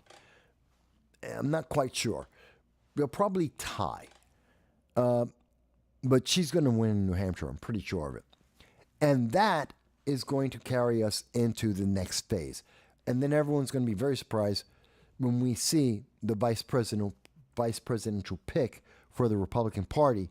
And by that time, we will probably get around the same time that he picks his VP, is about the same time, roughly, that we're going to see the Supreme Court put the kibosh on all of these states that are saying they're going to remove Trump for an arbitrary feeling rather than any actual fact or anything that's justifiable in law. That's what I truly believe. I don't know if everyone agrees with me on that. I know some people like Nikki Haley a lot. I like her foreign policy stance a lot. I don't like everything else she has to say, but I do like that she has a plan. She has the experience. She has respect, which is something we don't get in Kamala Harris. It's something we don't get in Joe Biden. Nobody respects or fears in the United States right now. But I think there's a bunch of countries that fear Nikki Haley as much as they do Donald Trump. No one is afraid of Joe Biden or Kamala Harris. No one is afraid of General Mark Milley or General Brown, who's in charge of the United States military right now. Nobody's afraid of America that doesn't have a plan. Everyone's afraid of an America that would actually react to the issues at hand. And by the way, I didn't mention Vivek Ramaswamy, who is definitely in a third, fourth place position in the Republican nomination process. Vivek is going to get an appointment. He's going to be a cabinet member. He desperately needs experience. We've seen that in the debates. We've seen that in his conversations in regular media since then. He doesn't have the experience dealing with government, dealing with politics. This is all new to him. And while he's energetic and he's young, he doesn't know what he's doing. He needs that experience. He needs a cabinet position. He needs to be there for 4 years, figure out how to make friends, how to deal with politics, to deal with people in foreign places. You will see him as probably Secretary of Labor, and then you might see him run in 2028, running for the presidency, because that'll be an open ticket that year. That's what I think. I don't know if everyone else agrees with that, but that's where I stand about Vivek Ramaswamy. That's where I see what I see happening with Nikki Haley, who I think will have a very strong 2028 when Trump cannot run because he's time limit up. In fact, even if Biden were to run, it's going to be a wide open race. It's going to be 2028 is both for Republicans and Democrats, there's no advantage. Anyone could run, although the VP would have some strength. Whoever's the VP in 2024, which I think would probably be closer to Tim Scott, will have a much bigger advantage in 28, but it's still an open door. So that kind of wraps up elections looking at 2024. Then that brings us to 2028. And we could see a whole new slew. You'll probably see Gavin Newsom running in 2028. That's what he has been doing right now. He has been trying to build himself up, get his name recognition up with voters across the nation. He's been trying to raise a lot of money. He's anticipating that he's going to have to go up against Alexandria Ocasio-Cortez in 2028. She might run for the Senate. I was expecting she would try and run for Senate this year. In 2024, she hasn't yet, but she in 2028 may run either for Senate or for the presidency. I think she would go for the Senate first to try and get more attention, to raise more money. She has more support in New York and none in Kansas. So I think the smart thing for her, she's going to try and get the Senate seat, get more experience, and then try and jump in 32 to try and run for, and she'd still be the youngest woman to ever run or hold the presidency, even if she were to wait until 2032. So I don't think she's really a candidate. But Gavin Newsom will have to deal with people like probably a Chuck Schumer, a couple of young guns. I just don't see. I'm not sure. But that's how I see that future race turning out. We will, of course, see where I'm right, where I'm wrong.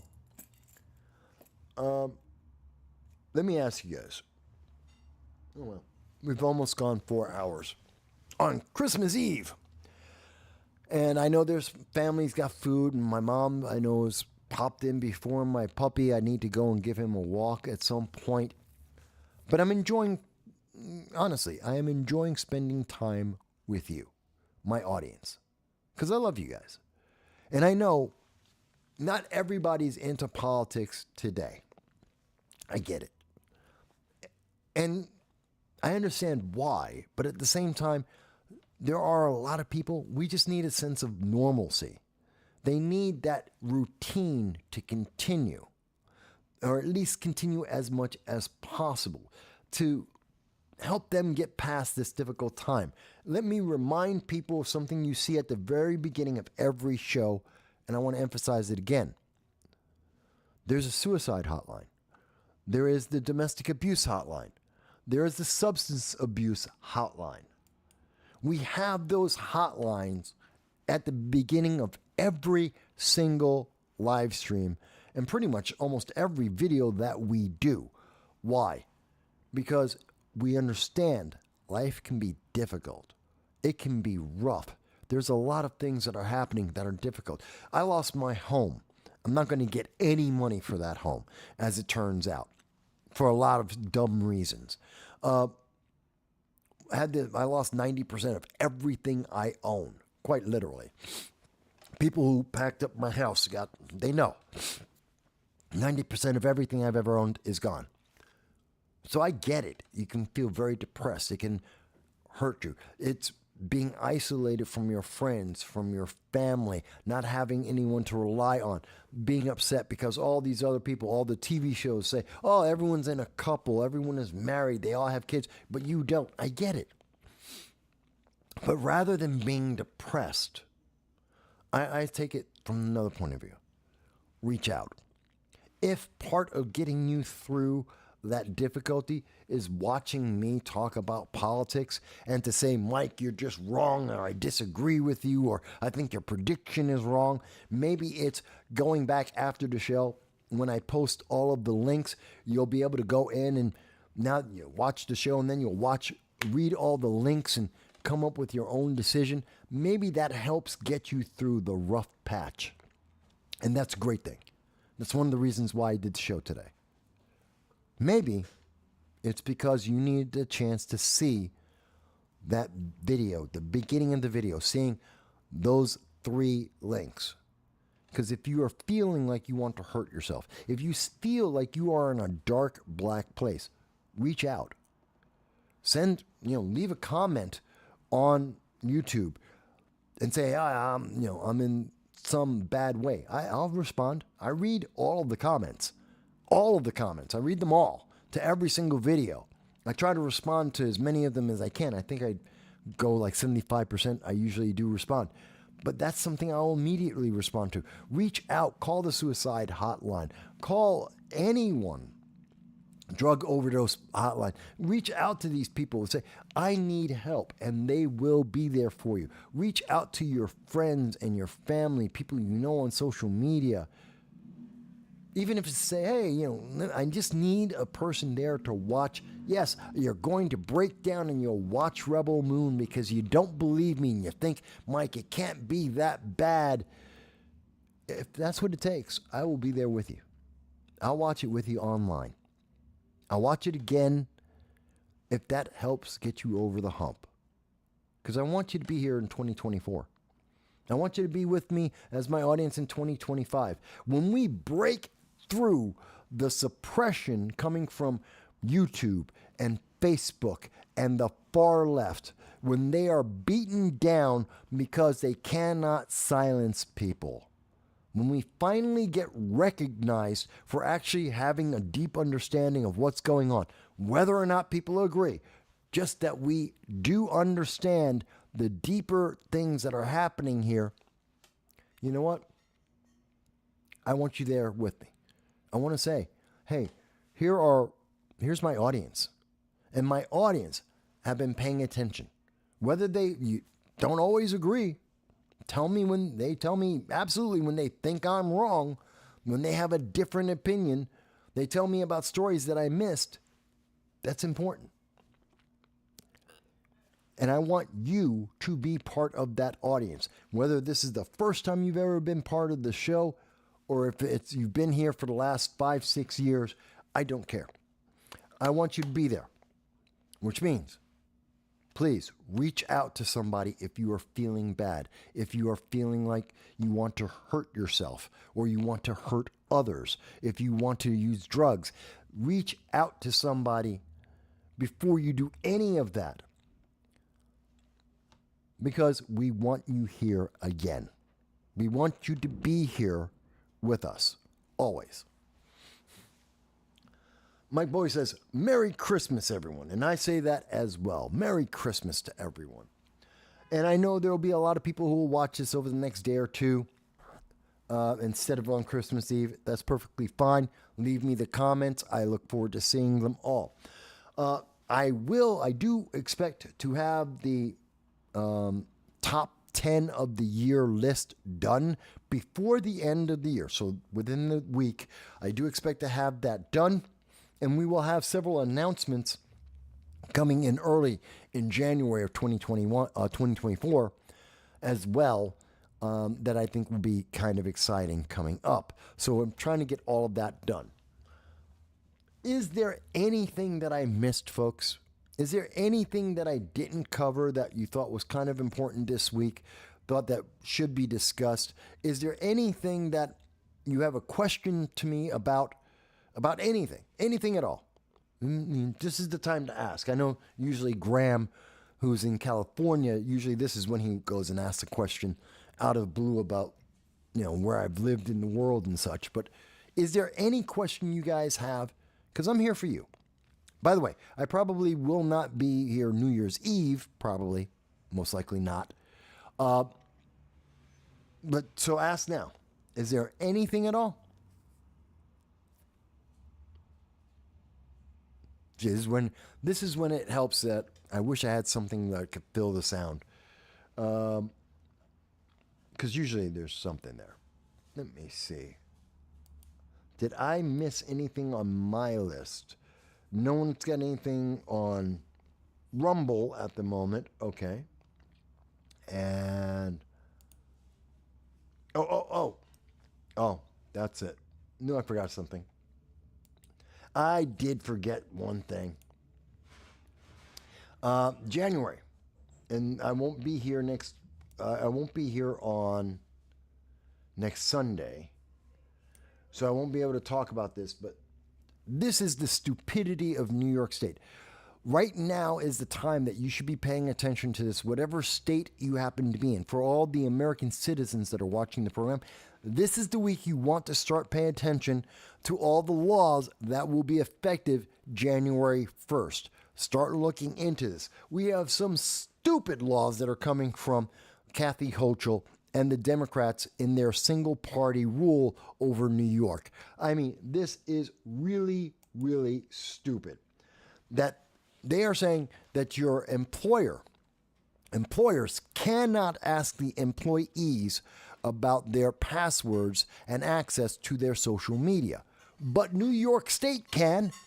If you want to have a firearm, if you are a woman, you want to protect yourself, you want to protect your family, you are required by New York State to give 3 years access of all your social media to New York State. Why does New York State need to know what your recipe for food is? And on Facebook, why do they need to know who you watch on Twitch or Twitter? I don't know. But New York State says that they must have 3 years of your social media. But if your employer wants access, they can't get that. Because privacy, we've got to protect your privacy from everyone except the government. Because the government is more powerful and more important than your employer or you.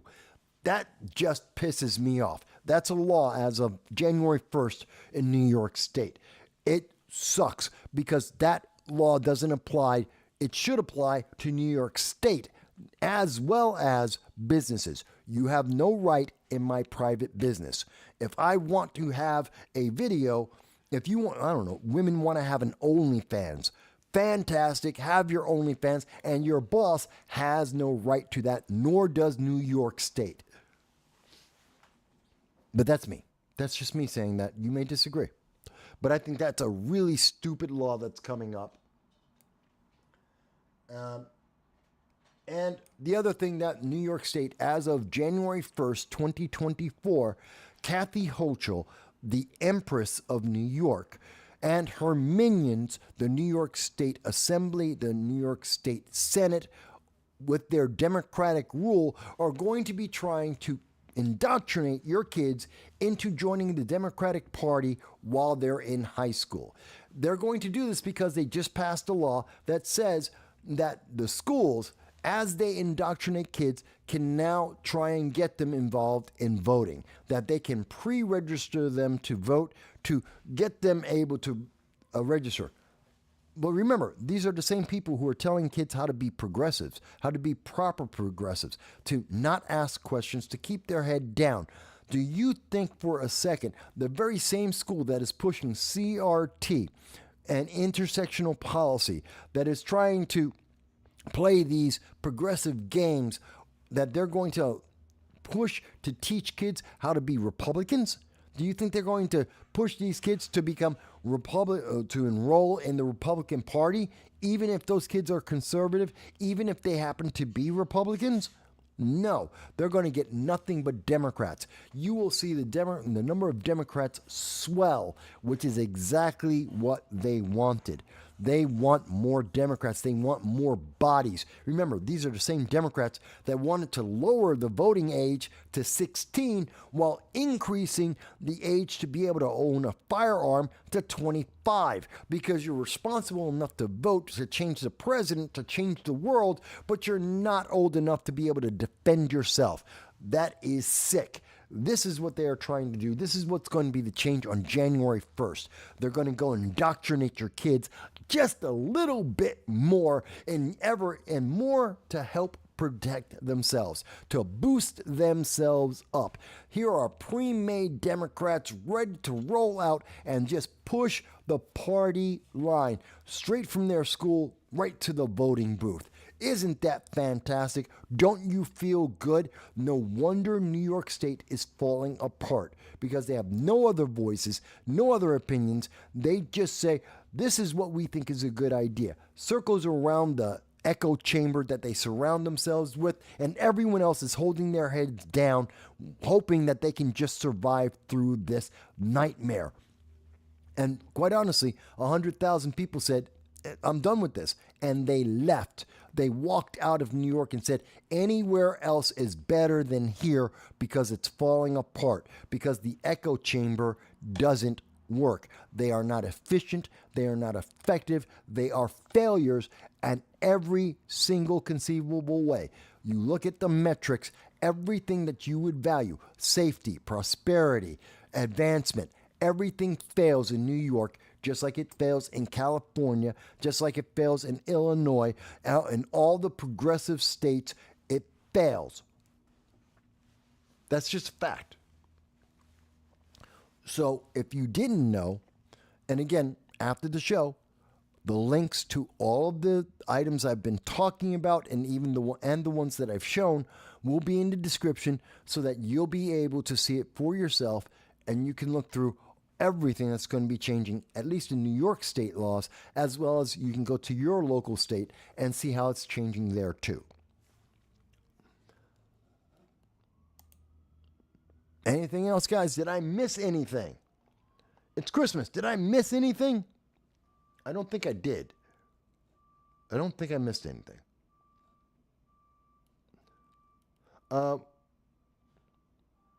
Okay, so we've been on for 4 hours. It's been really a great conversation. By the way, I do want to thank, and did I miss Hot Chicks? Hot Chicks, I missed you. Thank you for being here with us, in case I missed you. Travel Advent, come on back. I know you're a Biden supporter, but, come back anyway. We don't hold that against you. May laugh at it occasionally, but, we're not going to hold it against you that you want to support Biden, who's a complete failure and brain dead. Happy Life is with us. Mike Bowie's here. So there's a few more people. Everybody. And also, I want to thank the people over on, there it is, on Rumble. In particular, LB Retired. What does LB stand for? LB. Linebacker? A retired linebacker? Don't know. Well, whatever it may be, I want to thank you all for being with us today, Christmas Eve. I'm going to go and spend some time with my family. I'm going to walk my dog. I thank you, each and every one. We will be back in 2024. Look for our top 10 list before that time. Be well, be safe. Thank you. God bless you. Like, share, subscribe. That's my Christmas gift. Please, that's what I'm asking for. Like, share, subscribe. If you want to be in Patreon or do PayPal, fantastic. Thank you for that. But just like, share, subscribe. Thank you, folks.